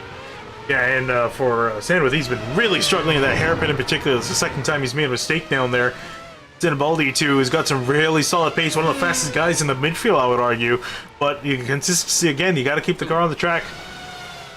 Don Day, who was running 15th, he spun out at a Daner, I believe, so he's going to get his car back going. Just a simple spin there. And, trying to see these teammates are battling. Woodstrup and Siemens, I believe, for the final points position right now. So they're together. Maybe they'll work together to get up to Charlie Base and Estimers. And you see right here, I think Woodstrup going to yield over for his teammate. Jason Siemens, the faster of the two, working together to work their way up through the order. So Siemens into the points. I'm sure Woodstrup going to try to do his best to follow on through. As Siemens climbs back, is going to attempt to climb back up the order. He's got Charlie Bass ahead and Stevenson Oliveira as well. Trying to check the guys up at the top of the leaderboard. San Filippo, his pace hasn't dropped one bit. He's still running in the 31s. Every single lap except the first lap has been a 31. Yeah, and actually, last lap he set was his best, 131.4 for Danilo Sanfilippo. In behind Rafael Mata, his best time 138.8, few tenths off. And then Ronaldo Augusto, who's been trailing the 96, is only really a tenth off the best lap of Mata. So all these guys pretty close together here in the top three. Yeah, it's pretty much it's obviously Sanfilippo's race to lose. The lead's probably going to be close to 8 seconds by the time second and third come across the line. As second and third are close to each other, then a bit of a battle for the fourth position between about 3 cars. And it's still the battles from like 8th to like 12th or 13th that are really close still. Looking at Stevenson Oliveira, who's just ahead of Charlie Bass, and then in behind Bass, you got Jason Siemens trying to make up time. Here's see if Siemens has made up any time to Charlie Bass. You can see that last time by Siemens made up half a second on Bass. This time through, however, as they come across the line. Ooh, something happened that we didn't see. Sinabaldi's got a lot of damage on his car. He's absolutely pretty much done.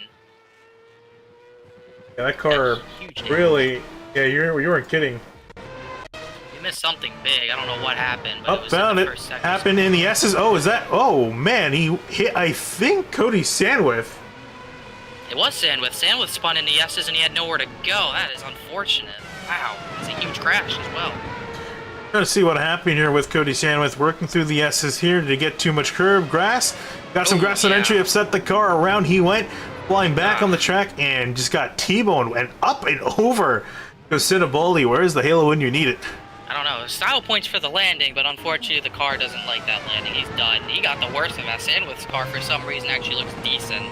And Sinabaldi's day is pretty much done. I don't think he's going to get anything out of that car. Oh man, and he's Sinabaldi up and over. Well, barrel roll as well, but that car, as you're saying, destroyed. He can limit back to the pits. These guys do have a faster pair to work with, so he's down in the pits getting repairs now. Ronaldo Augusto's also missing a front wing. What happened here? He's got no front wing as well. Oh man, everyone's just losing front wings. Where does this happen now? Maybe out of the hairpin? No. Oh, this is right here out of turn 2 as they came across the line. Just looped it, and around he went, and for Augusto, after running in third place, yeah, he's going to drop all the way back to 11th with a damaged car. The only bright side I can see out of this is he can get his pit stop out of the way. I think you should be able to have enough fuel to make it to the end from here, but... There's obviously going to be some sort of problems with the suspension, though. There's no way he got away with that. That is That is a huge mistake there. He was pretty much comfortably top 3 with a podium easily, and now he's thrown, just like in the first race in F3, he's thrown his race away, and now it's given Luka Furlick podium position at the moment. Yeah, we'll see with Augusta if he can make up some time. He was able to, again, I would imagine this pit stop should be good enough to carry him to the end of the race. He got the car completely repaired. Now he's got to get in a different mindset, but it's all about recovery now. Yeah, that's all you can really hope for at this point. Just a lot of mistakes all of a sudden at the sort of the midpoint of this race. And if anything that helps Rafael Mata, he is all in the clear. He's nowhere near San Filippo, and he's also got about 6 seconds to Luka Furlick, so he can pretty much cruise just like Danilo is. Yeah, I was just looking at the weather just to see if it got significantly hotter. Still fairly cool in Suzuka, Japan. 70 degrees in the air, 73 on the track. I mean, that's as cool as you're going to get it most days, so you guys have quite a bit of grip to work with. Maybe the tires getting worn out could be a factor. Yeah, we don't know how much they practice. You know, they were just doing qualifying runs from all we saw, so no one really got that many laps on the tires, obviously, in the qualifying rounds, so they might just not be used to the lack of grip, I guess. And also, I don't know if we did point it out, but Thiago Careca, he also ended up retiring earlier. It completely slipped. I think we were looking at something else. He had retired. He said in the chat that he had connection issues, which is always the worst way to go out, I think. Yeah. I'm trying to see what happened. I'm not quite sure. He was just kind of sitting in the pits. I don't know. He might have just parked it. I'm not sure. Yeah, he might have been either asked to park or he might have just parked it himself because he was having some pretty significant internet issues. It looked like it calmed down, but I think it re-emerged, so he's going to have to call it a day. Yeah, another unfortunate retirement. Nothing he could really do about that. Just, it's a lot of points given up again for unfortunate circumstances. For Rafael Mana, very lonely day for him. He is 9 seconds behind our leader and then 7 seconds ahead of Luka Furlick in third, so he's kind of just out there pacing himself, which I don't know about you, but I feel like it's a really hard thing to do if you don't have anyone around you. Yeah, you sometimes rely on other drivers for your braking points and all that, and when you're by yourself, it's kind of a whole new game. You kind of have to just hope you get it right. You kind of have to go conservative for the first couple laps that you're on your own, and then you'll be like, oh, I can go a bit deeper into this turn or that turn, and then you end up overshooting a chicane and flipping over a barrier or something. It's kind of hard to keep your bearings when you're literally on your own. Furlick work on through the S's. There also one thing I wanted to note is just how much, I'm not sure this is a few drivers setting, doing this, but hang on, find the right camera. You can see right there on the middle of the screen, you can see, look how much grass has been thrown onto the track. Yeah, they're trying to use every inch to get through the S's, I suppose, but I don't know, I've never really seen that on the track like that. Yeah. I imagine a little bit of a visual bug, but I think that's also just showing too how far guys are going out, right? Dragging a bit of grass back on as well, or at least clipping it enough to cause that issue. Yeah, it's definitely people really trying to get use pretty much all of the track. As we see into the big spoon, the same thing is there, right there, and it's a lot of it there out of this, right into the spoon, using all the track they can to get the perfect apex. Give a driver an inch and they'll go a mile, I'll tell you that. As far as track limits, they'll use them as much as they can. Look at Bruno Canovas running in 4th place, and he's making up time with Luka Furlick. And again, this begs the question that we've been looking at all race, throughout both the F3 and the F1 race. Is it worth pushing to try to catch up, or do you want to take it a little bit easy? I think you want to be a little careful. Don't do what Cody Sandwith did. He absolutely blew that final chicane, but I mean, he's up there, you see him, you want to get there, but you don't want to absolutely kill your race and just make an absolutely dreadful mistake, because I think Sinibaldi's retired. He's been laps down for a little bit, so that's unfortunate. You really don't, he's up there, but you really don't want to overdrive anything just to try to gain at least a 10th a lap, because that's not even going to do it right now for him. Trying to take a look here. This is the lap time of Ronaldo Augusto. 1:32.8 for him. To everyone else, the next driver that put a time in faster is all the way at Emilio Garrido. So Augusto running at a pretty fervent pace, trying to make up some time after his big off and him losing a wing. So if he can make that up, we should expect to see this car back inside the top 10. Yeah, we'll see what he can do here. It looks like the car is fairly clean. In my opinion, I don't know. The right front looks a bit off, but it seems like he's still driving fine. was a 32.8, 32.5, which is pretty much where he was running before he had his crash. So we'll see what he can do here. He might still be able to get a bit lucky and still salvage a decent finish, but I think unless he gets to a position where he was at before, he'll still be kicking himself. And we're right on board with Jason Siemens here. He's trying to make up some time on Charlie Bass up ahead. Work through Spoon Curve. Wow, absolutely sent it into Spoon. Oh my goodness. It's a bit over the top, but you know, you gotta go for what you can, I suppose. He was going for it. Yeah, typically you say, you know, if you no longer go for a gap, you're no longer a racing driver. It wasn't a gap, he just absolutely sent it down into Spoon. See what Siemens does here. He's looking to be outside. That gets shut off. He's just got to ride behind him. Hopefully get a run into turn 1 possibly. But this battle for 7th heating up here. Oliveira is not really... He pulled away a little bit that last lap, but he's still obviously catchable here, as the 2 behind him were actually faster by a good bit. See Bass and Siemens sitting 8th and 9th respectively and behind Severson and Oliveira. We saw Oliveira had a bit of an off earlier on. He was back way outside the top 10, but again, consistency has found himself in 7th place to see if he can seal a deal here. He's got some pretty good competition in behind. Yeah, just gotta stay smooth right now, keep his rhythm in check. He's obviously lost a couple tenths last lap, but it seems like he's stretching it in this first sector here. Speaking of losing, we've lost quite a few drivers. Just taking a look, we started with 22 that officially took the green. We're down to only 15 remaining on the track. 12 on the lead lap. The last one on the lead lap is actually Augusto himself. And we do believe he should be good enough to go to the end on fuel. Most taking a look at the gaps, or at least the pit delta that he's working with. So with everyone else pitting, he's looking to be spat back out between 5th and 6th place when pit stops cycle through. Let's see, I was just watching something else. Charlie Bass actually let Jason Siemens through, I believe, so put Siemens up to P8 now. And Siemens actually had a slide coming out of the spoon. That was close. Take a look at what happened. This is coming out of the hairpin for Siemens here on the back of Charlie Bass. Bass pull off to the left, and you can see him let Siemens on by. I think felt that he was faster, didn't want to bother wasting time fighting for a position. Siemens here come through Spoon. Whoa, what a slide! Great save. You know what's funny? I think he realized that his tires are a bit old because he came into pit road the same lap. Yeah, that's a good time to come in as we're pretty much halfway through the race. You see also that is Leandro Bignardi. He surrendered his top spot to also come to the pits, and he's away. As we see, Ronaldo Augusto is actually coming out. He's right at the pit exit right now, so he's actually going to stay ahead of these two. So he's still got a little bit of track position. And again, I imagine we're going to be looking at Augusto. He's going to have to go longer on his tires, if anything else. If fuel's not a factor, it's only about 5 or so laps, so that could mean all the difference, especially considering how loose we saw Siemens. And if you're pushing like you can imagine Augusto is, that's going to really hurt your tires in the later part of the run. Rafael Matas coming to the pits right now, trying anything to gain any sort of time on Danilo Sanfilippo. He's going to undercut him here. It's probably only going to be a lap, but he's got to try something here. As Luca Furlick, stays out another lap, as well as Bruno Canovas.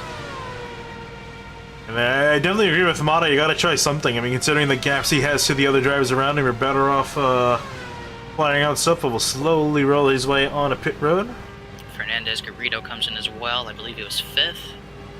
There's another driver coming down. See if anyone else comes in. Oliveira passes it. Charlie Bass still out there. He's going to come in this lap. Interested to see where Augusto comes out in regards to most of these guys here. I don't think the guys up front that are pitting here, I don't think he's going to jump them. So we'll see here. I got to check where everyone else is coming out now. Oh, was you ever looking at Augusto? Yeah, just seeing where he comes out in regards to these two. Fernandez Garrido's coming out of the pits now, and he's about the front stretch length behind him. So he's going to be around maybe 6th to 8th, maybe. He gets out ahead of Charlie Bass by a good bit ahead of him, maybe around 5th to 7th. So cycles back out to 8th place. Not sure why it's showing 10th on the onboard graphic, but according to timing scoring, even on our ticker too, showing that he is listed in 8th. He's 6-7 seconds behind Garrido here. Gonna cycle back in behind Woodstrup. As Danilo Sanfilippo, he's finally coming to make his pit stop, and shouldn't expect anything too fancy for him. I doubt it. Luca Furlich's going to come in. Yes, he is. He's going to react to the leader coming in. Doesn't really want to go any farther in this race. Bruno Canovas flies into the pits as well. He had a really fast exit there. Entrance, excuse me. And Christian Oliveira, if he's going to potentially come into the pits now, I mean, you might as well. We got about 16 laps to go. And Sanfilippo's going to exit, and Rafael Mata's just coming out of the final chicane, so he had to try something, but obviously didn't work. Yeah, it was worth a shot as Danilo Sanfilippo going to continue his very high lead. Looking at Bruno Canovas here, he was fighting with some of the other guys up in front. Rafael Mata, he comes across. Luca Furlick now going to come out of the pits, sliding on his tires. He's out and away. You see Bruno Canovas in behind as well. Yep, it's going to be Donde, lap car, who's going to come out of the pits as well. Esteves and Oliveira. He's also... Is he in his pit stall? Yes, he is. He kind of went out of my sight there. Here's Ronaldo Augusto here coming from 8th place. He's going to roll on through past pit road. Will come out in 6th place. Really solid recovery for the 2 car if he can hold on. Yeah, really good run so far.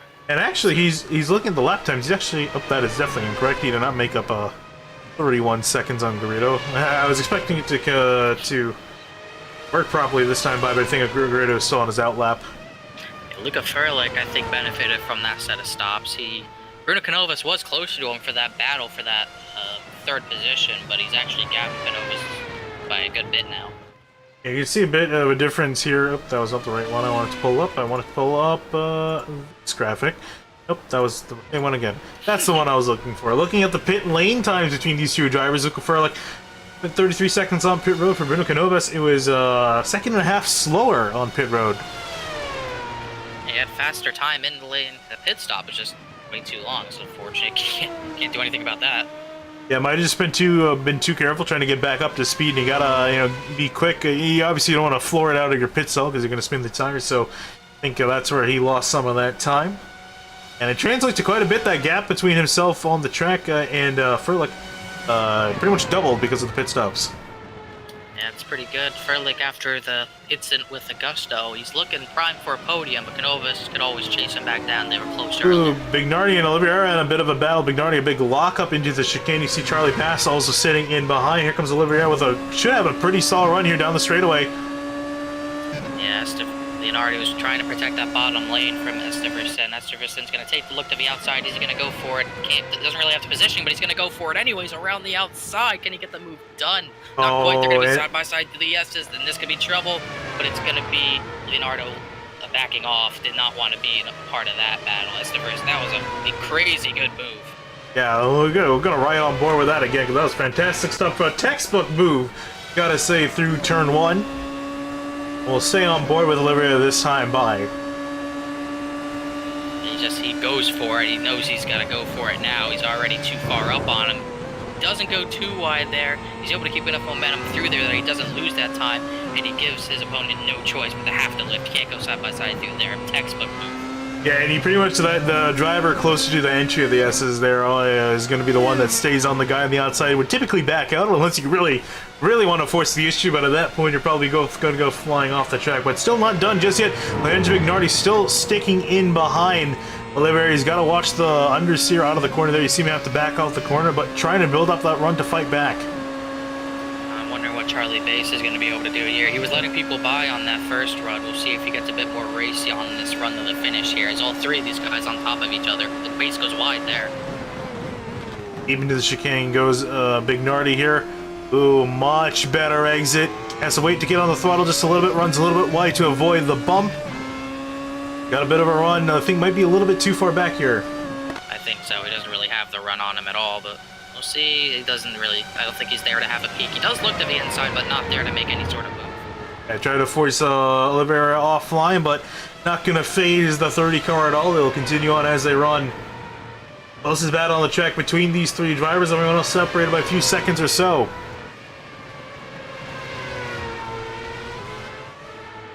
I'm curious, how much is Oliveira looking at his mirror? And it's a really hard thing to do because you're going so fast through these corners. You have to look ahead. You can't really afford to look in your mirror. Time for mirrors. You might as well not even have them. There's no time. Oliveira just and you really it's a big. You can easily make a big mistake as you're saying. You know, you get so fast in the next corner. If you're looking in your mirror, you're gonna miss your braking zone. We've seen in a couple cases that could put you in the wall easily. You can out. Yeah, it's a big to do if you have to go. You look at your mirror, then you look at the apex, then you have to do the same thing down the straightaway, seeing what kind of a run the guy behind you has. It's tedious, but it's just something you have to do. I'm trying to look at this is the best battle on the track by far. It's for 7th. These 3 guys, they were all in the 34-second bracket on their last lap. It was Jason Siemens, who's back there in 10th. He's starting to creep up on these 3 a little bit. About a second faster, a couple tenths faster than all of these guys. As Ignardi went really wide there, but we'll see what Siemens can do here. He's looking pacey. Yeah, and especially because I can imagine they're being held up just a little bit by Oliveira. Well, Siemens is pushing the issue here. It was 7 tenths faster than Bass last time through. This time by made up only 3 tenths, but still closing in a few tenths a lap. Should definitely be in that battle before the races end. But the big question is he'll be able to get there, but can he navigate all 3 cars? So I would argue he's probably the fastest of this bunch, but I'm not sure if he's going to have enough time to navigate through all of them with just over 10 laps to go. Yeah, I mean, I think he's got time to at least get Bass, but he's got to catch him at the perfect time to get by him cleanly so that he can at least try to chase down Oliveira and Ignardi. Oh, spin up ahead from a lap car, I believe, and that's how that messed up Oliveira. And there you see Ignardi trying to make a move into Degner. Couldn't quite get it done before the hairpin. Wow. Wow, that was scary out of nowhere. Just a car sitting sideways pretty much in the middle of the track. Ignardi couldn't make advantage of it. That was Don Day that gave the field a heart attack there for a second. That really screwed up all 3 of these guys, and that brings Siemens even closer to these 3 here.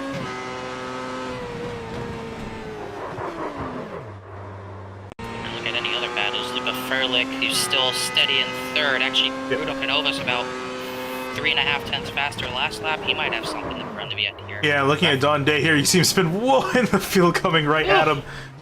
It just able to navigate on by. I want to see that from Oliveira's point of view, because I'm sure that gave him quite a scare.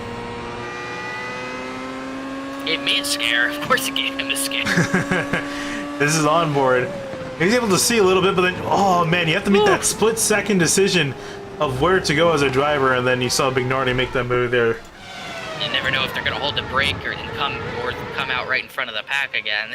They kind of all just committed to that normal line and just hoped they didn't swing back into everyone pretty much there, and they were able to get by, and all 4 are still right under a blanket for 7. Yeah, props to Don Day too for keeping the car predictable, which is a big thing that I feel like a lot of people fail to do, and you end up having incidents. So good on him for just keeping the car split. But yeah, as you're saying, 4-car battle essentially for 7th place, and this can be big points. You have all the remaining guys in the points from 7th back to 10th, so all looking to gain even more out of Suzuka here if they can get by one another. Try and look at another battle. I saw Ferlich and Canovas. Oh, we got a car looped around, Ignardi around.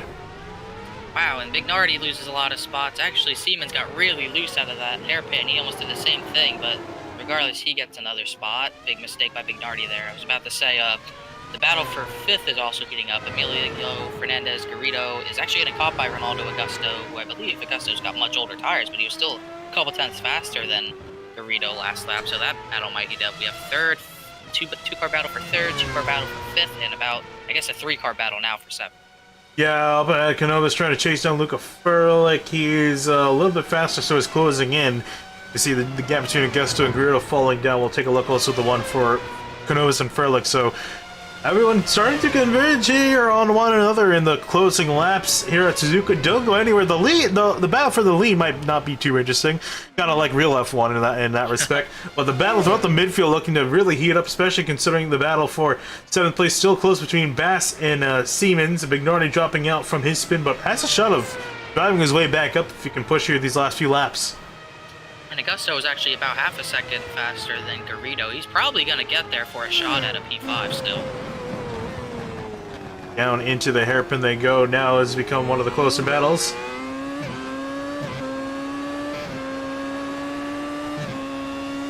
Working on through to Spoon. Both these drivers go. Yeah, it seems like every time there's more and more grass dragged onto the track. they keep... I guess there's more, maybe more, I guess, rubber going out there. They got I mean, considering how much grass they kicked out, I'm sure they're starting to put rubber down there. They just keep going wider and wider. They keep pushing. They're gonna keep pushing it farther and farther until they just all spin. I thought we saw something from Patrick Woodstrup. He was just running through the hairpin. That's really concerning because they go down to like around 40 miles an hour and it looks like they've spun, but all good for Woodstrup. Just outside the points by 1 spot. Oh, Siemens in the grass down the straightaway. He's fine though, just a bit off the road, bit off-roading, getting a little bored, I suppose. I can't imagine him being too bored. He's got 2 positions right up ahead. I can't imagine that being more exciting considering he's got a chance of some really solid points here. And he's only scored 1 point. He scored 1 point at Road America, finishing in 10th there. So looking to see if he can gain some more here from Suzuka, already running in 9th. He's been falling off the last 2 or 3 laps from the 2 ahead of him, though. It's Charlie Bass who's really putting the pressure on Esta versus Oliveira right now. He's all over him, trying to get something going here. You see Bass trying to navigate his way through the S's, trying to set up one corner before the other here to avoid the understeer. Did a pretty solid job at working through there with the understeer and the air wash.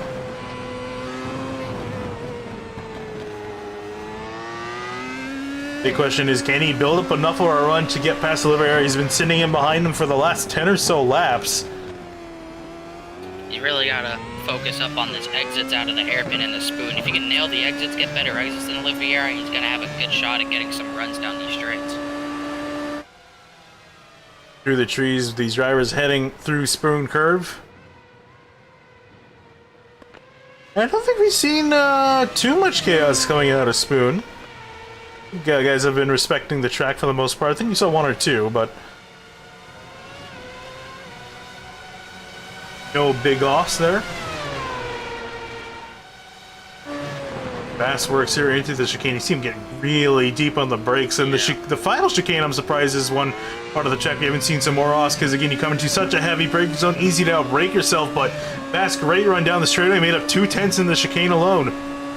He has a bit of a run here. I don't think he's close enough to go for anything here, but a really good exit out of the chicane. If he can do that pretty much everywhere with those exits, he can get there. Lots of good time in the first 2 turns there, though. Yeah, went a little bit too wide in turn 2. He's got to make that back up again through the rest of the track. Jason Siemens in behind, pretty much continuing at the same pace as Bass. Hasn't been making up time. Do you think he might be saving up his stuff here for a final charge?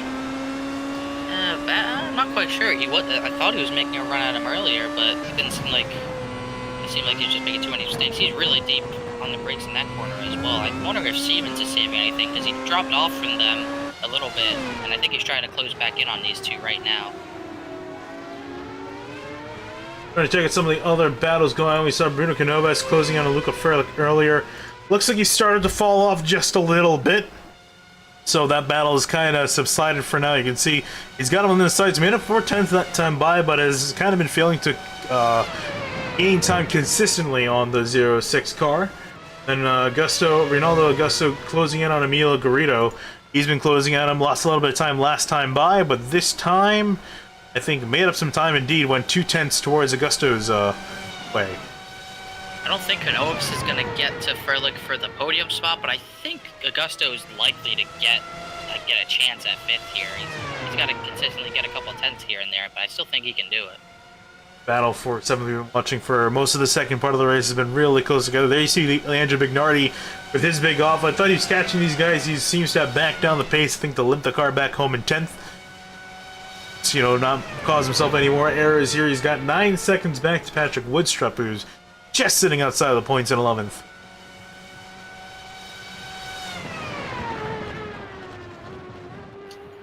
Yeah. I'm noticing something. I keep seeing Garrido. It seems like, I feel like he's the only one I've seen who, in that hairpin, he's taking the wide approach instead of going to the apex. He's taking pretty much the 2nd lane up there and getting a run out. Right on board here with Garrido into the hairpin. Yeah. You see him way out of the line. Meanwhile, Augusto a little bit closer to the apex, not quite, but running at least in where the rubber is put down. So interesting stuff. I'm curious if Garrido might just be running there because it's the end of the race and the tires are a bit worn out. Maybe that could be why he's afraid of looping it around, but who knows? Yeah, never know. He's been doing it the last couple of laps, so it's not like he's just overshooting it every time. It's a line he wants to run for sure, but I don't know how much it's working because Augusto really closed a lot that lap. Yeah, lost a little bit in the chicane, but overall made up quite a bit of time. In fact, made up almost 0.5 of a second between himself and Garrido, so that gap closing down quite a bit. Oliveira and Bass, I'm curious again, as the laps start to wind down, has Bass been holding something back? He's been keeping that gap consistent. Not sure if he's been doing it for a reason or he just has not been able to close in, but they're all starting to get more and more bunched up. It looks like Siemens is now starting to push.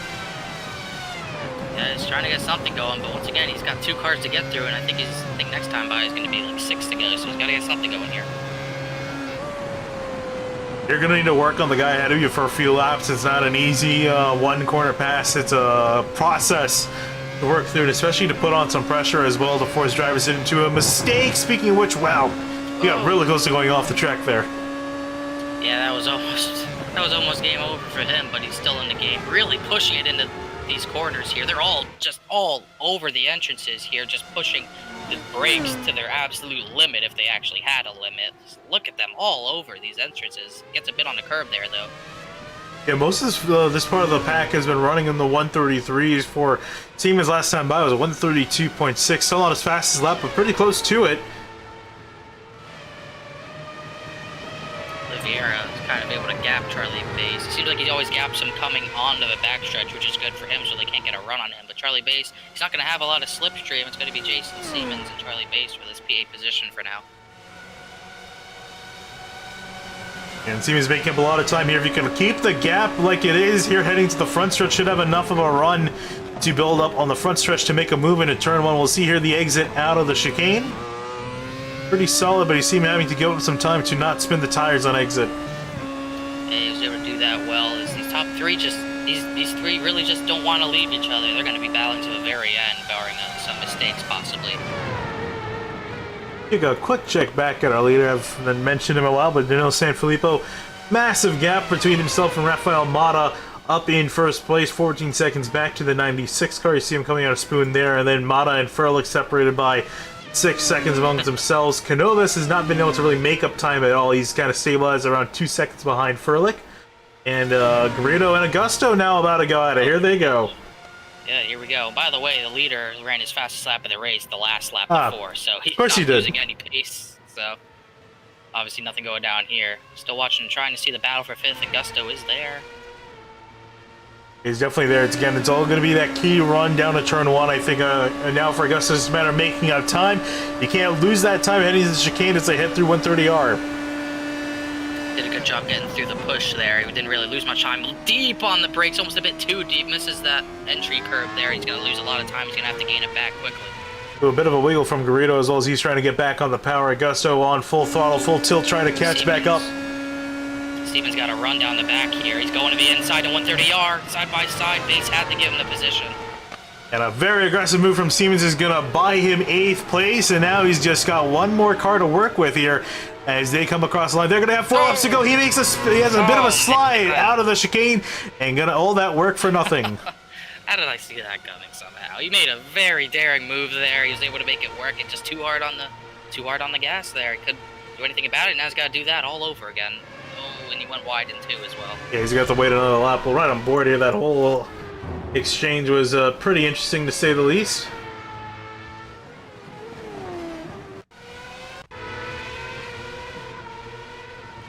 From Bass's point of view, what he saw.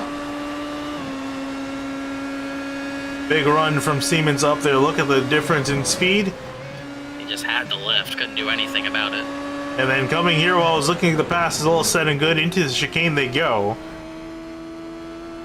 Siemens just got a little bit too excited on the throttle, went out wide, and Bass said thank you very much and took the spot back.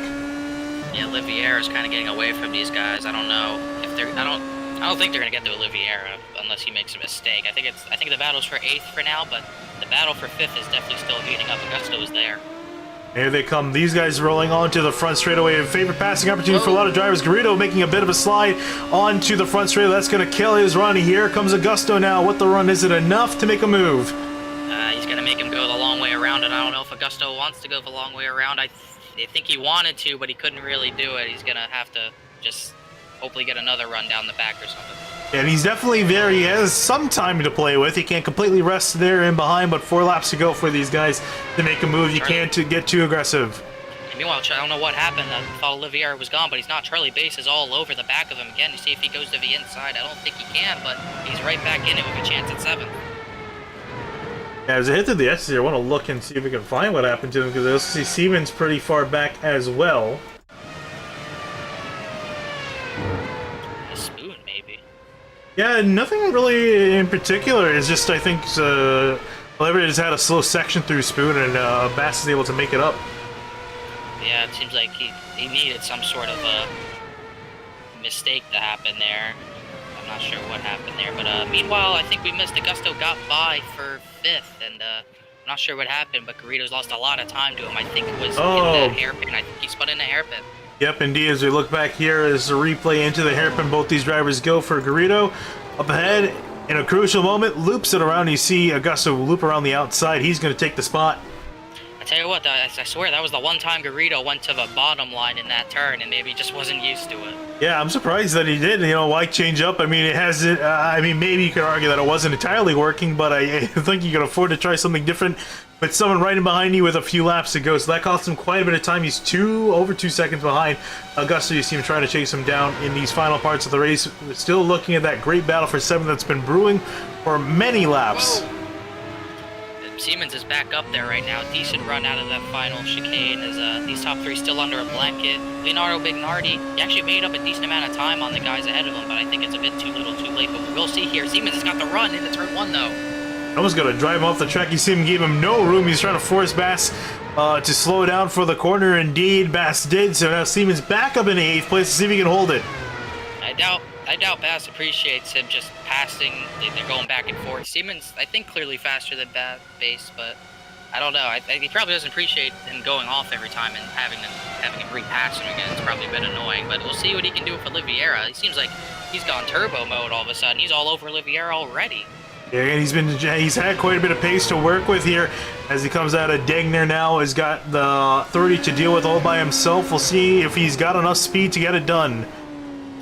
Not sure if he'll be able to. I'm trying to see the battle for 3rd. Bruno Canovas has kind of closed in a little bit more. He's creeping in there. He's a bit too far back. He's got only 2 laps to do something. Not sure if he's going to be able to do it, but the battle for 7th, it's been heating up pretty much since the pit stops sequence ended. Siemens really far into the spoon there. He's pushing everything he can into those brakes, and it's working. Yeah, he loves sending into the entry of spoon curve and has been working out quite a bit for him. Here he comes with the run down to 130 yard. Doesn't look like he's going to make a move this time by. He's going to wait for the front stretch to do it. He might go for the dive right here. We'll see. No, he stays in behind. A bit of a smart move there. Not too deep on the brakes. Kind of made Oliveira go a bit too far into that chicane. He's still there. He might have enough draft. Not the best run out of the chicane. I don't know if he's going to have enough here. He's got the run. We'll see. How aggressive is he? He's been aggressive on most of his moves. Into turn 1 here. Is he going to go to the inside? Yes, he does. Dives it down there. A huge dive. Onto the curve, and he spins. No! He spins but saves the car. No! He loops it again. Whoa!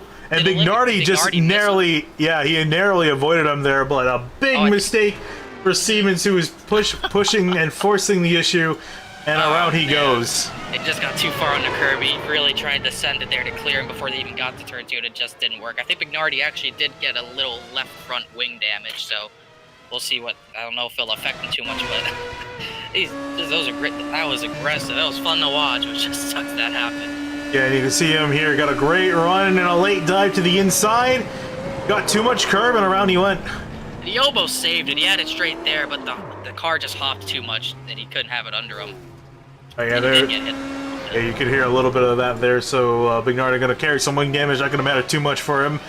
I don't think he's going to really catch back up to Bass anyway. So he'll try to hold on to 9th place. But white flag here for our leader, Danilo Sanfilippo. I have not talked a whole lot about him because there hasn't really been much to say other than the fact that he is our leader and setting a really, really fast pace down. If he can do this, I mean, we obviously saw. You said earlier he struggled at Road America, but I don't think I've seen him only make one mistake, and it was in qualifying, and he was still running 29 second laps on his mistake. So if he can do this pretty much anywhere he goes, I don't know how you're going to beat him if he's doing this everywhere.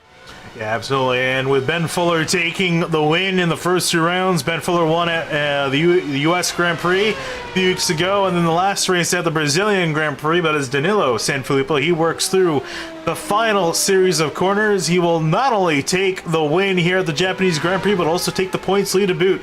Danilo Sanfilippo is your winner. The absolute perfect drive. No one else deserved the win, pretty much. It was all Sanfilippo, pretty much all day. Yeah, looking back at Rafael Mata, he lost a little bit of time to Luca Ferlich, but it's not going to matter for Mata. He will come out of the final corner, will take the second spot on the podium, and rounding out your podium will be Luca Ferlich, a fairly solid, trying to think of the word, not too crazy drive for Ferlich, fairly straightforward for him in third place. Bruno Canovas trying to make up that time, couldn't get it done in fourth. And Aldo Reynaldo Augusto, his off out of turn 2, lost his front wing, came in back in, repaired the car, carried that car all the way up into 5th place. Great drive for the 2. Yeah, unfortunate. He'll still probably be kicking himself. He had a really good chance at a podium. Emilio Fernandez Garrido had a bit of a spin there, but he was able to limp it home for 6th still. We got a long ways back to Esteverst and Olivier, who had to fend off a big amount of challenges from 2 separate drivers. But he was able to keep his cool, and he's still going to get P7 out of that great battle. Fantastic run for Olivier. Will hold on to 7th place coming through the final corner. Charlie Bass was trying to fight on through, fought pretty hard as well. Will hold on to 8th place. Angela Bignardi will finish in 9th. And unfortunately for Siemens, wasn't able to bring the car back, but it'll be his teammate Patrick Woodstrup that will round out the top 10 in all the points-paying positions. Not the end of a world for that team, but it definitely could have been more points. A 7th and a 7th would have been better than a 10th, but I guess if someone messes up, he needs someone to pick up the lost ground. So a point, it's okay for Woodstrup. Take a look again at your race results here. Fantastic stuff from Suzuka. Danilo Sanfilippo absolutely dominated the race, but some fantastic midfield action as well. That was amazing. The battle for 7th lasting the whole final run. Everyone tried to take a shot at each other there, and it was just absolutely outstanding. Just unfortunate that we saw the spin there, but it was still great racing regardless. Absolutely. And with that, we're going to cut to a quick break. We'll grab some drivers to interview here in a moment. We'll be right back.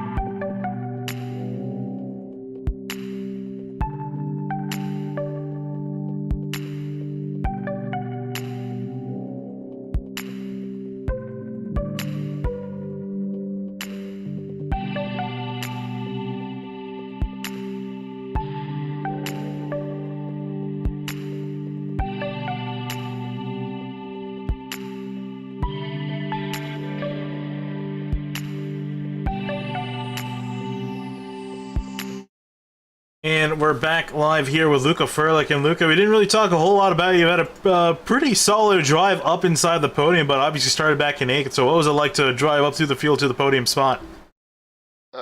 Yeah, it wasn't easy. I can say that. The start was okay, getting a couple of places there. And then people just ran into issues, I guess. So, yeah, I found myself in P4, P3 quite early in the race.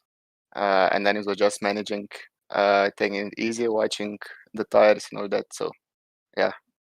Yeah, we saw Bruno Canoves was right in behind you. He was pretty much behind you, I think, for most of that second run. Were you concerned about his charge at all, or were you just keeping your eyes on the road up ahead?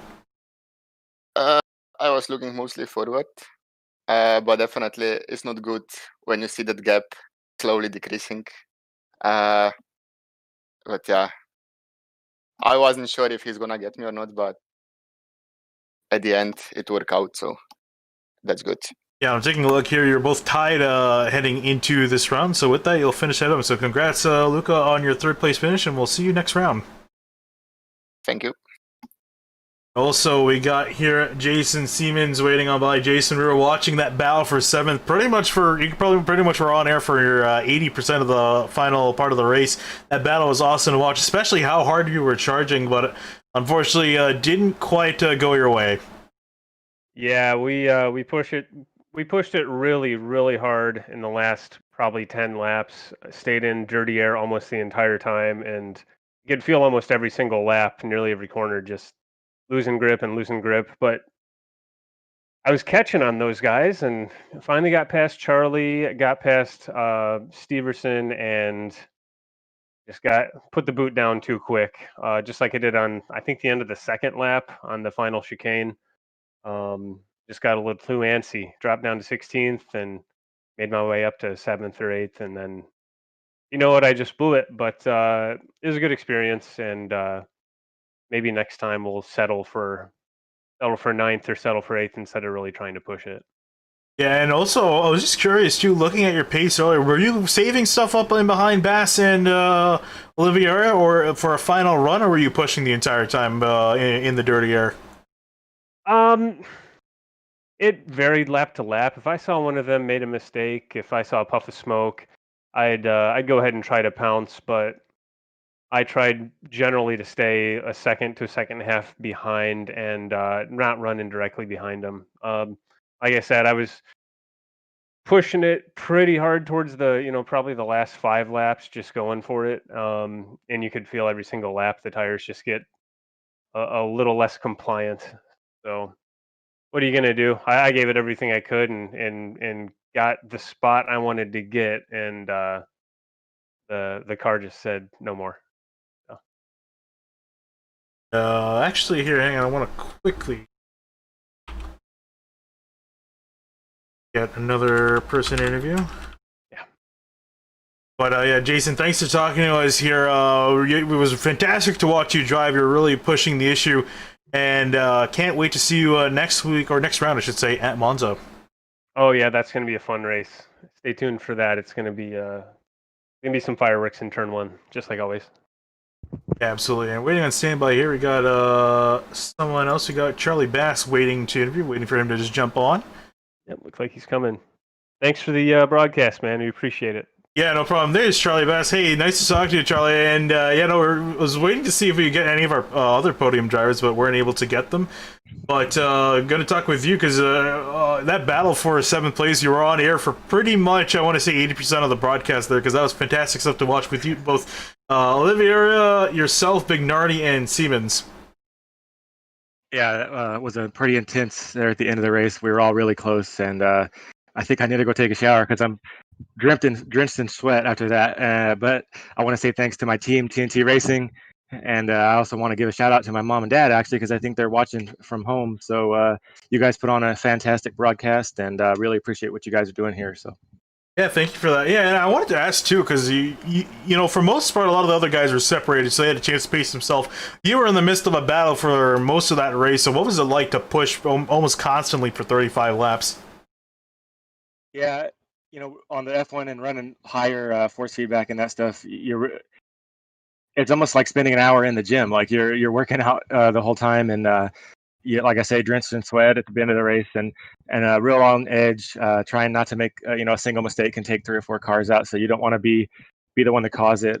For me, I was really just trying to bring home some points today, and was able to do that. So very happy. Absolutely, and Charlie, it was a great run for you inside the points. You're going to get a few to your name. Can't wait to see you if you can earn some more heading to Monza next round. All right. Hey, appreciate it, guys. See you guys at the next race. Will do. And with that, that's going to wrap up interviews for this race. But Connor, man, what a fantastic! It was a pretty fantastic race to watch here, especially considering it's Suzuka, which is really fun to watch these drivers just drive the track, but also saw some great on-track action to boot.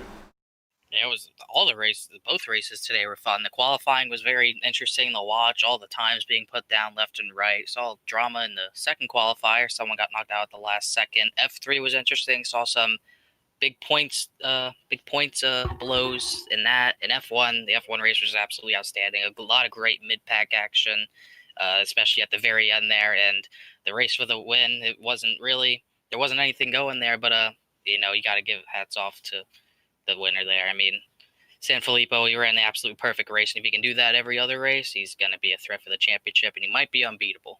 Yeah, and again, especially, and hopefully we can see Ben Fuller back, and same with Marcus Sanfilippo, both of them out of the race. Typical contenders to keep those top 3 in pace from completely dominating, so hope to see them back next round at Monza. And can't wait to look for that. That'll be in, actually, that is next week. I thought it was 2 weeks now, but it's next week.